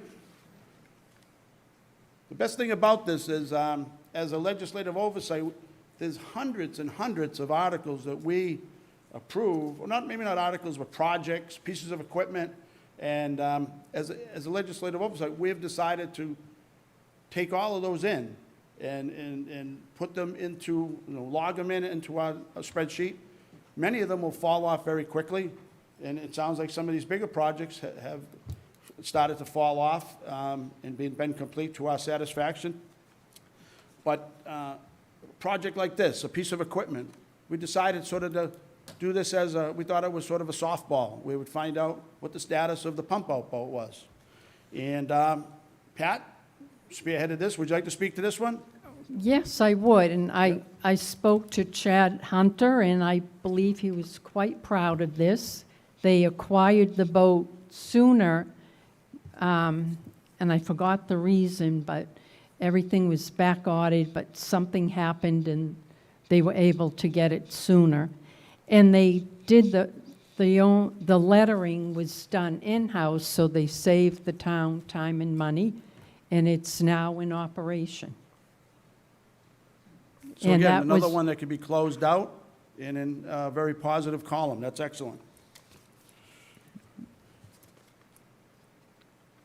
The last few I'm going to speak about, most everyone here has heard of these. I think the next two articles, the White Horse Beach restrooms in Stevens Field, I'm going to suggest to you is why we're here tonight. I think this committee took it upon themselves to find out what's going on with some of these big-ticket projects. And to our credit, everyone's credit here, we continue to ask the questions. We continue to ask people like Mr. Cohen to come in and give us updates. And I think we can pat ourselves on the back that in a small, indirect way, we got these projects going and to the finish line. The White Horse Beach is the start of that. This was an article, had a long history, originally from 2013. It was to purchase a parcel of land with cottages, one cottage. Bill, do you have any interest in talking to this? Okay. All right, very good. So. This is all going to get really interesting at the end, huh? Good answer. Okay. So the White Horse Beach, it didn't go exactly like we originally had planned, but the effort was made. The cottage was acquired, the cottage was demolished. The parcel of land, originally, there was a group that, through a lot of their own in-kind help, got the permitting for the bathhouse. There was actually a building designed. Unfortunately, a couple things didn't jive quick enough, and we had to go back to the drawing board. And then the amount of money that's left in that project today, $118,000, is not enough to do the work that we need. So it's still, and to the credit of others, there was some provisions made to have this trailer, this mobile comfort trailer that's high-end, to go out and substitute those restrooms until such time as a permanent structure can be made. Ms. Cavaco, you going to add to that? I have so much to say about this, it's scary. So one of the things that it has gone through the Manamet Village Steering Committee, one of the biggest problems about that piece of land is that the state changed it to a flood zone. So, and that's how this comfort station came into play. One of the biggest problems are people are not going to cross the street. I live right up the street from where this is. And we did the Manamet Village Steering Committee. We got the town to purchase this, the previous DPW director, and it's actually worked out extremely well. There's no urinating in the dunes, people aren't climbing the fence, because honestly, that was an issue that people didn't want to cross the street to go and do their. Use the facilities. Exactly, thank you. Use their facilities, that's why you're chairman. So in my opinion, I think this committee needs to look at this extra money, and really, I wouldn't be in support of building a bathhouse on that property, just because it's a flood zone. It's gonna, the costs are gonna be way more than they used to be, and this is working. Although I'd like to see maybe some flowers around it or something. They did paint the barrels. So, but I think that's something that this committee should really take a hard look at and maybe use that. Maybe we should buy another one of those comfort stations and put it at another popular, beach or pond or something like that, but. That's a great idea, and hopefully, when we have a wrap-up of what we present to you this evening, that might be a great idea this committee could do next, is what do we do with the remainder? Because a lot of these projects, and it's been encouraging to see tonight that some of them are finishing up, but they have balances, and we all know the balances tend to end up in the Burke's Law section of our town meeting member book, but if there's amount of money that Ms. Cavaco says is left, and it could be allocated to the same project, it really makes perfect sense. Mr. Chairman, go ahead. Yeah, Mrs. Pratt, I saw I'm your hand sorry. raised. Yep. I'm sorry, I might back. I yeah, didn't see that so hand. my question I is, do it and it's right in front of me, so.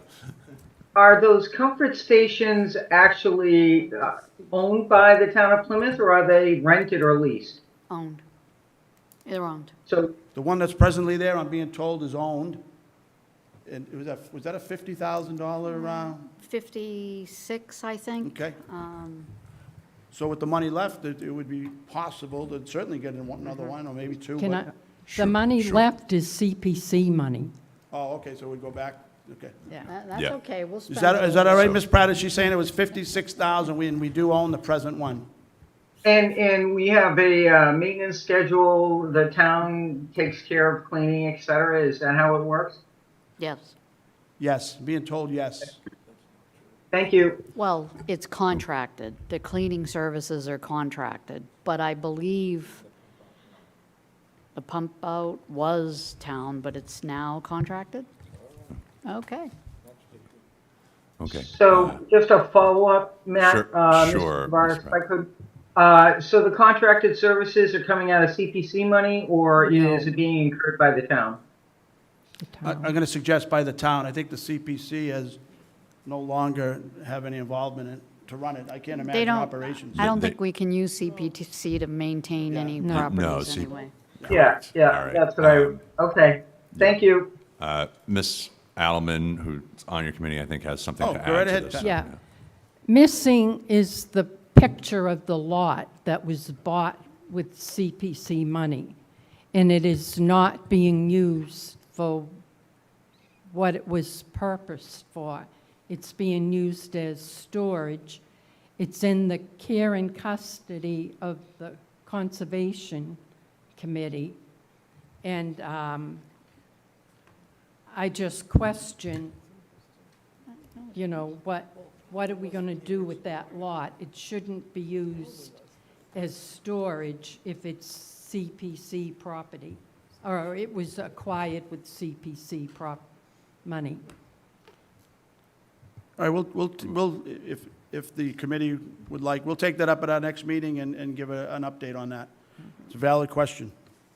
All right, so I know I'm pushing my luck here with time, but No, and items like that this is why we like to do these reviews that you're doing here, because the questions that do come up like that, you may not have thought of within the committee because you're in the weeds, so I think that that's good to help, because that is kind of your charge to keep pushing. Nope, that was terrific question, and we will come back with an answer. So my big finish is Stevens Field. We've been talking about Stevens Field as long as I've been going down to town meeting. There was money allocated 2015. It wasn't enough when the bid came back, and there was some question about money coming in and in kind. So it sort of lingered. But in 2022, there was a new article, 16A, and money was appropriated. The bid came in. The status is active, and The completion, I think it's just now changed, but up until we put this presentation together, the word was the week after July 4th, so. At the most recent select board meeting, it is going, the town manager report said it's projected for the third week in July. Yep, we have August of 2024 as the revision, but it's late. So the whole time I was considering this presentation, I thought it was going to be a huge plus to have a very positive outcome on one of these. And this was, I think, the poster child, like I said earlier, for this committee. Do you have a picture of it there Oh, that you geez, want to that's show me, the that's my folks at home? fault, Thank yeah, you. my fault. Okay, so here's Stevens Field. So if that does truly come in on the last week of July, or even the first week of August, I think we can all be very happy. I know it went through several changes. It's not the original drawing that we all saw, but things happened, and decisions were made, and I think we're going to be very happy with a very nice product. So I think that's going to be a real feather in our cap, because I think, again, I don't want to take any credit for it, but indirectly, this committee pushing all these years has kept this in the forefront. And it's a perfect example of getting to the finish line, and the residents will be using this park no matter what the completion date is. It'll be sometime this summer, and all the other stuff before will be forgotten, and it'll be getting a good use and a pleasure by everyone using it. Sure. Alan, hold on one second. Mr. Brewster. Yeah, Alan, I'd really like to echo what you just said. I think that your committee, subcommittee, and this committee has kept that alive. I was there way back when we first voted.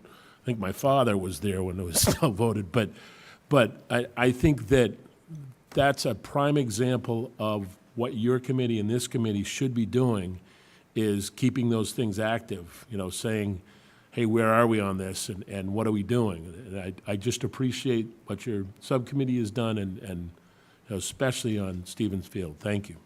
I appreciate that, and the credit goes to all of the members.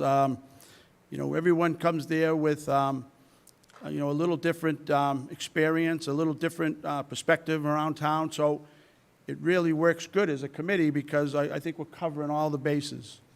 And to that, I'll finish up. And this one is a personal one of mine, but this one here I think is a plus. And this is the new administrative assistant that we have for this committee, who without her help tonight, we would not have been able to put together this first-class presentation that I had trouble getting over the finish line. This is, I gotta say, bold.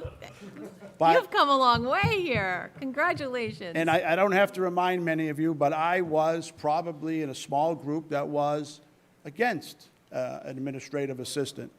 And I'll be the first to admit I was wrong, and it's worked out perfectly so far. And it's a pleasure to have Chelsea here, and Chelsea was instrumental, like I said. You would not have seen anything close to this presentation if it was up to me. But I would thank her.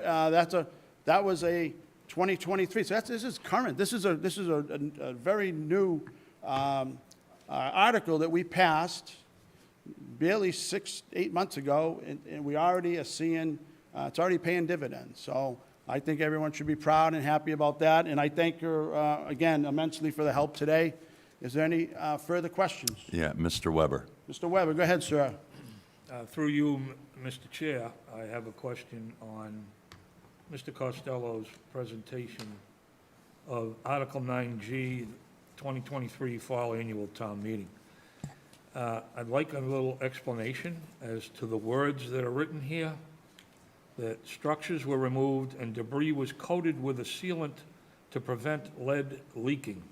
Therefore, the material could be disposed of locally, preventing a costly hazardous waste disposal. I'd like some detailed information on that sentence, please. I can answer that. Okay, Pat, if you're not, go right ahead.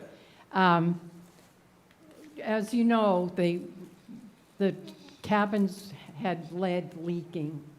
In order to dispose of the materials, it would have been very costly and would have had to go to a hazardous waste facility out of state. The way David explained it to me, they were able to seal the debris, and it passed the leak test, so it could be disposed by wind waste. So to clarify for everyone, I assume you mean David Gould. Oh, I'm sorry, Yes, yes, okay. David Gould. So Is that, did I get it incorrect? I'm not saying you did or you didn't, it just didn't answer my question. I'm saying, I've never heard, are you talking about lead paint on the wood? No, lead, the cabins were, the soil under the cabins were leaking lead. I mean, the cabins, there was lead contamination somehow, and that was one of the reasons for demolishing the cabins. So now that the wood from knocking down the cabins have lead in them. This is, maybe I think- misunderstood. I think maybe we get an explanation from Mr. Gould. I can If that follow helps you up. out, I can follow up with that, if you'd like, Mr. Weber, just to, because I know Pat's not an environmental not an expert, engineer, so I right. want to make sure we get the right think- language to satisfy the answer to your I question. think some of the language might be encapsulating. There's a paint out there where you encapsulate the existing paint on the wood, because it is leaching out of the paint that would have been on the siding or the floor of the cabin. So you encapsulate it in this other paint that does not allow any future leaking of the lead paint beneath it. So we can, as a committee, or if someone on this main committee wants to do it, it's a valid question, because you do ask yourself, geez, all you gotta do is paint it and all of the problem goes away. That's pretty good. But let's get a definite answer as to And what happened. David Gould is on vacation, otherwise I would have had him clarify that. Okay. Mr. Costello? So at this time, that would conclude our presentation as the Legislative Oversight Committee. If there's any further questions, we'll certainly take them. Mr. Brown? Oh, I'm sorry, through the chair. That's fine. Mr. Brown? Okay, concerning the two bridges. The Brook Road Bridge has been thoroughly inspected by the state and passed. We now have on the Bartlett Road Bridge a preliminary pass, and it's due for final inspection in the end of August. Very good. That's very important to add to our data. Unless I see any further questions, Mr. Costello, you can either return to your seat, because you are still the next item up for bid here with your Charter Review Committee update, unless you have anything else to add. I will stay here. I appreciate that. It's not going to be anywhere as long. But I did want to ask the committee, and I don't know if you have to talk about it tonight or think about it for our next meeting, to give us some direction as the Legislative Oversight Committee. Is this the type of information you want brought back to you? Is there anything we want to add, anything you want to subtract, anything we want to concentrate on? Because as a committee, we are really starting now to gel, and it was a little while to get going, but I think having a product like this has energized us all to take on other articles. So if we take our direction from this committee on what articles you want, or let us do it ourselves, whatever the preference of the board. Well, personally, I'd say go for the ones that have been outstanding the longest and the biggest dollar amount. But before I do that, I did get two hands raised, one online, and then Ms. Holmes first, and then Ms. Pratt. Go right ahead. So I missed a couple of minutes of your presentation. You have how many members in your committee now? I think it's 11, So, 10 or 11. okay, so the numbers have dropped down? Yeah. Because you started with 16. Yeah, you mentioned that earlier. When we first started a year ago in this room, we were at, I think, 17. We had very good members. We had a member like David Golden, who had to leave because of his new commitments. Right. We had 4 or 5 others that had commitments other places. Very helpful, left because they had commitments. And I think the core group that's left is 10 or 11, and that's what we've been working with. We could, I forgot to say this, we talked in our last meeting about reorganizing, It's been a year, so I think to live within compliance of town, of meetings, we'd reorganize. And maybe if there's an interest in this committee to replenish Yeah. the committee, if that's the thought, if that's where you're going with that. So what I would like to see is, it's been a year, right? And Just so- under a year, but yes, And 1 you year. focused on how many articles? Off and on, we did, I think we're at like 16, but we just cherry-picked a few here today. We had a fire engine in there, we had a few others. Right. Some easy picking ones, but this was, I wanted to concentrate, I believe, on 10 for this evening. Right. So I guess what I would like to suggest, and consider this, go back and take it to the committee and see how you feel about this. We have new town meeting members that have just been elected. So, you might want to open it up to expand your group again.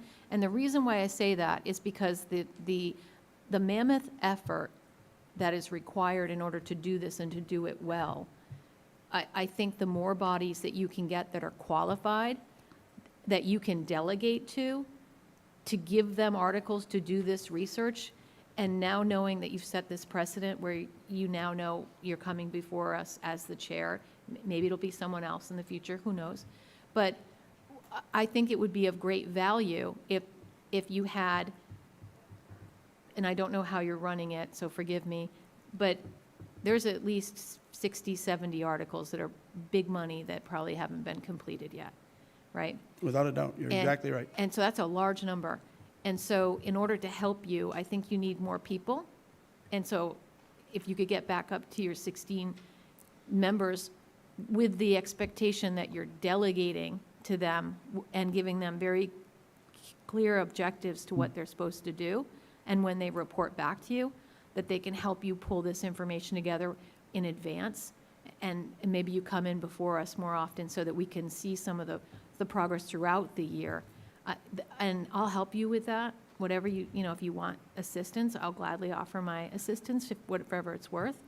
But I think that what you've done here is a good effort, and I think we just expand on it. I don't disagree with anything you said, and I would be open if the committee wanted to structure the size of our subcommittee, that's fine. Caution's not the right word, but unless I do, or whoever the chair is does a good job of delegating, 16, 18, 20 people is a little bit large, but I open it up to everyone, because you bring in a good cross-section of people that know, some people know DPW, some people know public safety, and they concentrate, and we sort of go where our strengths are. So the more, the merrier, as long as it's controlled, but you make a good point. There's a ton of stuff to cover.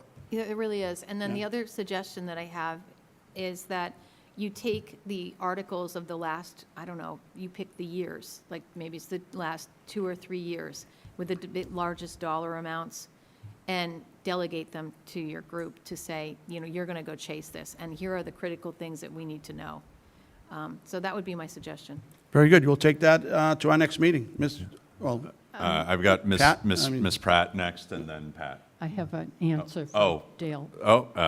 Apparently, we have an answer for you, Dale. hot off the press here. So, Miss Adelman, and then if you forgive me, Miss Pratt, I'll go back to you.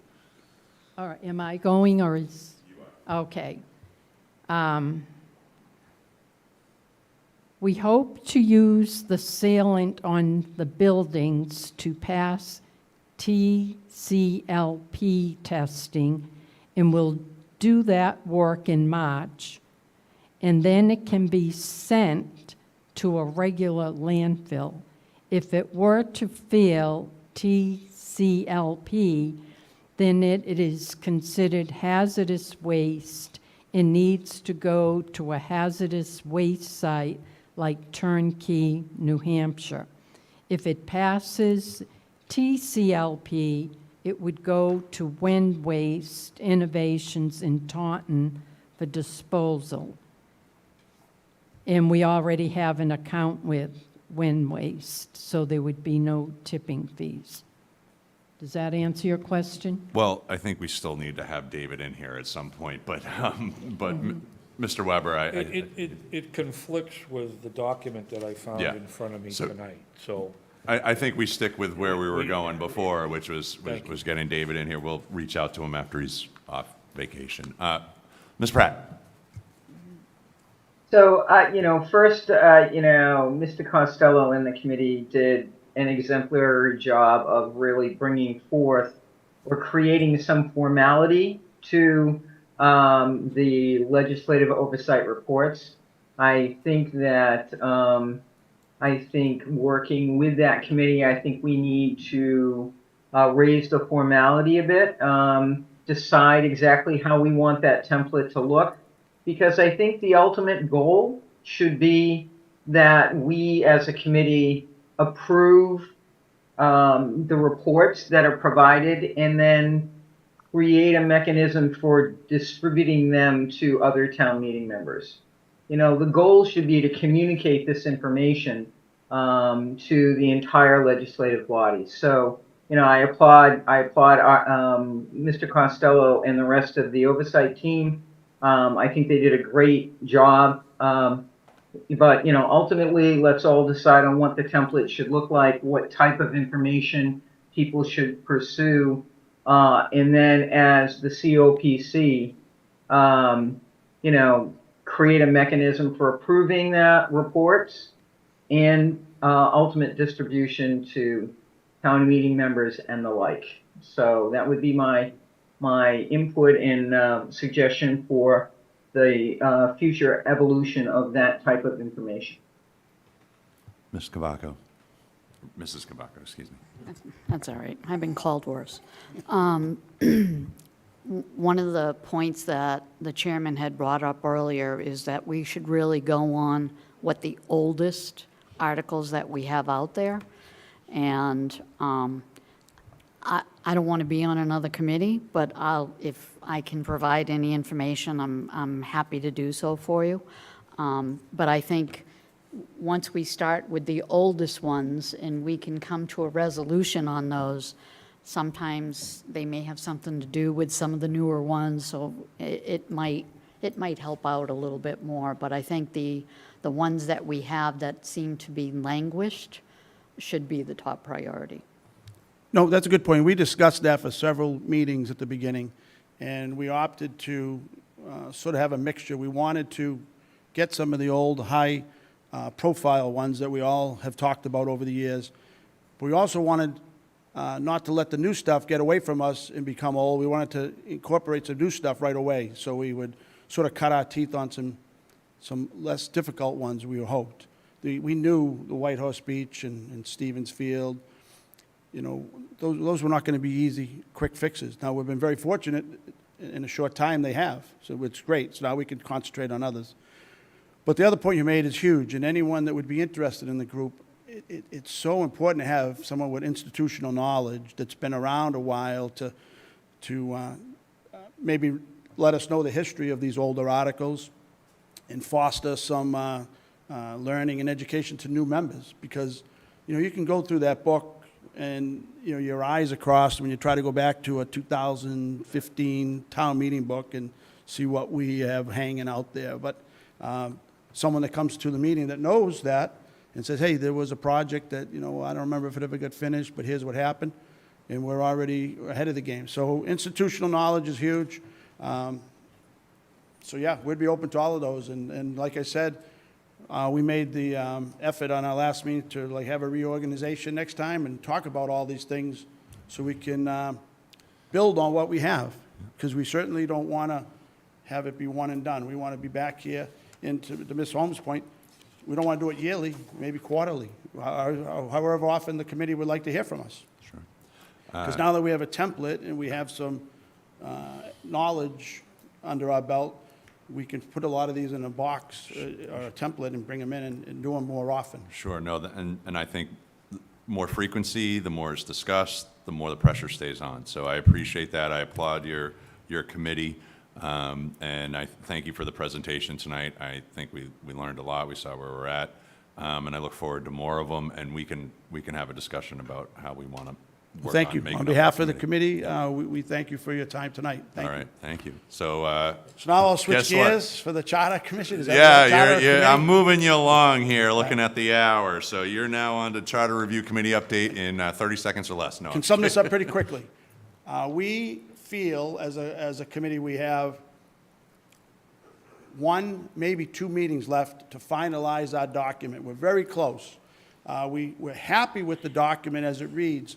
The problem that we have, and I think other charter committees have had in the past, is putting the document side by side with our current document. Now, that's where it gets, talk about eyes crossing. It doesn't take long to just totally get confused as to what's happening. But I think this committee, Mr. Hutchinson was on it, some others, we have plans to go in front of town meeting with probably 9 or 10 articles. The very first article, and we didn't talk about this at the committee, but I'm just going to get it out there so people can start to warm to the idea, is the very first article we're going to put forward is to take our existing charter, the one you see today, and move some parts around and get it in order so that it reads correctly. There's not 4 places where you find committee of precinct chairs. There's not 3 places where you find the town manager. It'll read in a chronological order. And if nothing else changes with any of our other articles on the work we did in the last 18 months, we will at least be going forward with a much easier charter to read. No changes. It's exactly what we have today. So it should not meet a lot of resistance. But what that allows us to do is to put the existing charter in front of you with the work that we've done, and it's easier. It's not quite apples and apples, but it's close enough that you can make the distinction. We, as a committee, deleted a lot of things in the present charter that were covered by state law, so it was sort of redundant. So it cleans up the document again, makes it easier to read, easier to understand.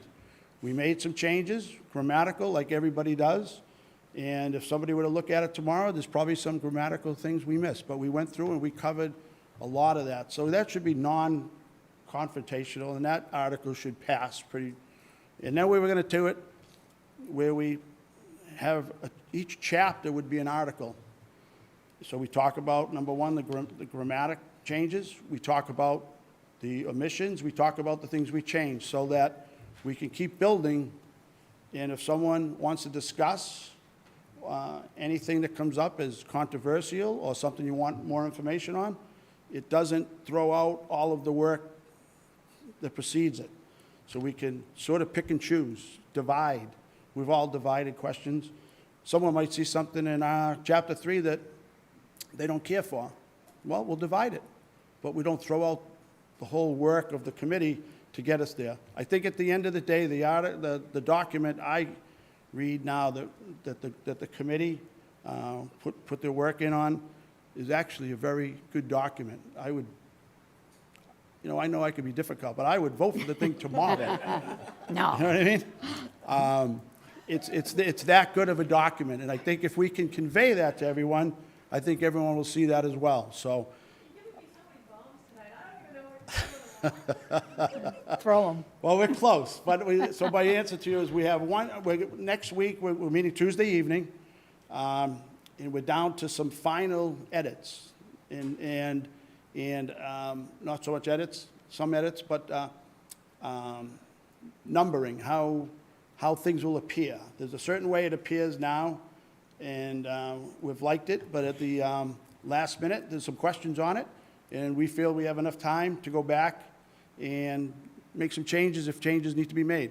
We're trying desperately to have something for, I believe it's July 30th to August 9th, the warrant is open. We want to be on fall town meeting. And we think we have the ability. We've had 2 meetings with town council, so we're already crafting the articles. So they'll be vetted and in good shape. We just have to really put the finishing touches on the numbering and how it reads. And I think if everyone takes a moment to look at it, I think everyone will be happy with it. Any questions? That's a wrap-up of the charter. Sure. Ms. Holmes? So, Mr. Costello, you and I talked a couple weeks ago, and I don't know if you've had a chance to look at this yet, but we had a big issue this year regarding the time it took for us to determine who the town meeting members were that were write-ins, and also the timing of when we have to reorganize our committees. And I think you don't have to answer this tonight, but can you please make sure that that is addressed, because there's not enough time. It's the whole window around when do you have to reorganize and when do you get sworn in? And giving people one day to get sworn in after you've reorganized is just not acceptable. So the timing of that, I think, all needs to be looked at. It doesn't need an enormous amount of effort. I think it can be done pretty quickly. But there's also an issue where when you have a deadline that meets on a Friday or a holiday, and then you have to be sworn in the next day is a Saturday, so we need to make sure the language is business days, like that kind of stuff. Just make sure that it's covered off. And then what I would also like to suggest is that there's language in there that says that the town clerk's office has this many days in order to go through the votes. And I don't know if we can legally do that, but it's something to look at, because we have more resources. Many people don't know that. We now have an election coordinator. So we have more resources working in the town clerk's office in order to assist in this, but we need to make sure that we're getting these things in a timely manner in order to meet these dated obligations. Thank you. That's fair enough, and I'll check on both of those. I know we talked about one of them in the past. I think once you do see the side-by-side document, what's presently a charter and what we've done, you'll see that we addressed a lot of dates, a lot of timeframes to make it easier for the resident or the town meeting member or whoever's looking for it. Like you said, like to your point, instead of having 7 days, we've bumped it to 14 or 10 to try to on the side of making it easier for the resident or the town meeting member that wants to enter town government. So, but I'll bring those two specific things back, and that'll make the final cut one way or another. I'll bring them up, and I assure you we'll vote on it. Anything else? Okay. On the charter? Well, thank you for your time, and if there's any questions, feel free to reach out. Mr. Hutchinson's a member. I'm a member. I apologize. I don't know if there's any other members in the room. I'm sorry, Betty. I'm sorry. Ms. Cavacca's a member. My fault. All right. I think that in looking at the time and all the material we've gone through this evening, especially with everything the subjects that we had on hand, I'd like to entertain a motion on the piece that I was going to present next, just to keep it moving along. It's not significant. It can be done at another time. Mr. Chair, I move that we remove the top presentation till a future meeting. Okay. Is there a second? I'll second. Everybody? There you go. And unfortunately, because we are in a hybrid, I will try and go as quickly as possible through the roll call on moving this to a future meeting. Precinct 1. Approved. Precinct 2, yes. Precinct 3. Approved. Precinct 4. Approved. Precinct 5. Approved. Precinct 6. Yes. Precinct 7. Approved. Precinct 8. Yes. Precinct 9. Catherine. Yes. Precinct 10. Precinct 10, yes. Precinct 11. Precinct 11, yes. Precinct 12. Yes. Precinct 13. Oh, she left, excuse me. Precinct 14. Yes. Precinct 15. Yes. Precinct 16. Yes. Precinct 17. Yes. Precinct 18. Yes. Okay, that brings us to new and old business.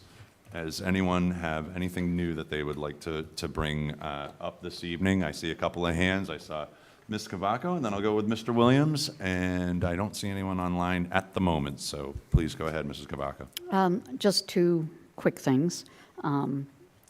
First of all, I was like to entertain the fact that we start at 6 o'clock instead of 7. No.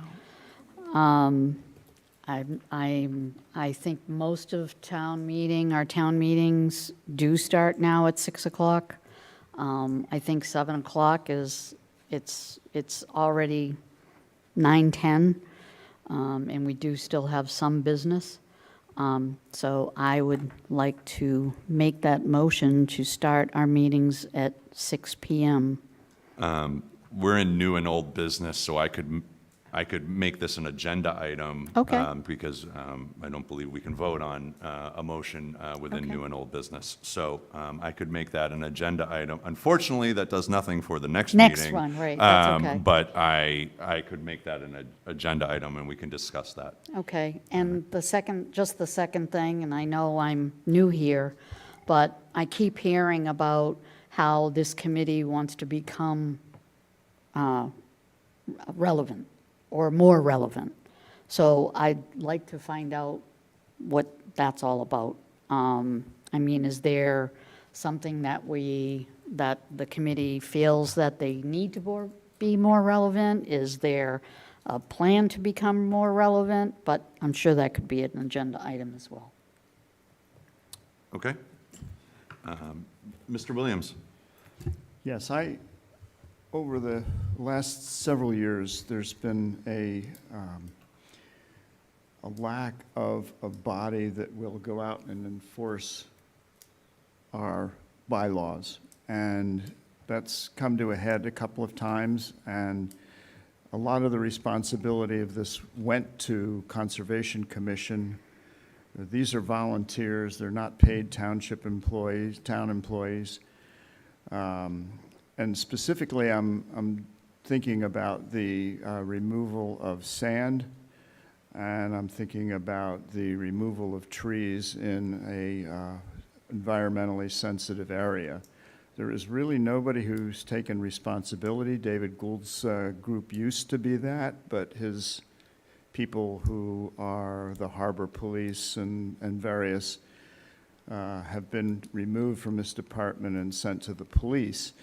And the issue seems to be that there's no training for people to how to do this. And I think we could be a group that could move this forward, because it's a real shortage, and we're getting into more and more trouble with sand removal and clear cutting. I would accept that could be a discussion item on the next agenda if people agree that that's important. If not, then it won't be. Okay. I can tell you right now that the next July meeting is starting to get full, but I will see how we can work a discussion regarding that into, if not the next meeting, the one immediately after. Ms. Holmes? So we have picked that up, and I think you even did a presentation on it last year. The action that was missing was engagement from town management or somebody that makes decisions on those things. So I think that the conversation needs to evolve from what was already discussed at this committee into what we are asking and what is the requirement, right? Okay. Thank you, Ms. Holmes. Mrs. Cavaco? Just a comment on that. Maybe that's, if David Gould is going to be here, maybe he could give us some reflection on where we could lead with that. But the harbor people that went to the police department were only in the harbor. They weren't environmental people, so. Okay. Ms. Adelman? I'd just like to take this time to acknowledge Malcolm McGregor, who is a longtime planning board member and just did an awful lot for the town in trails and open space. And I'd just like to acknowledge his passing. Thank you. Yes.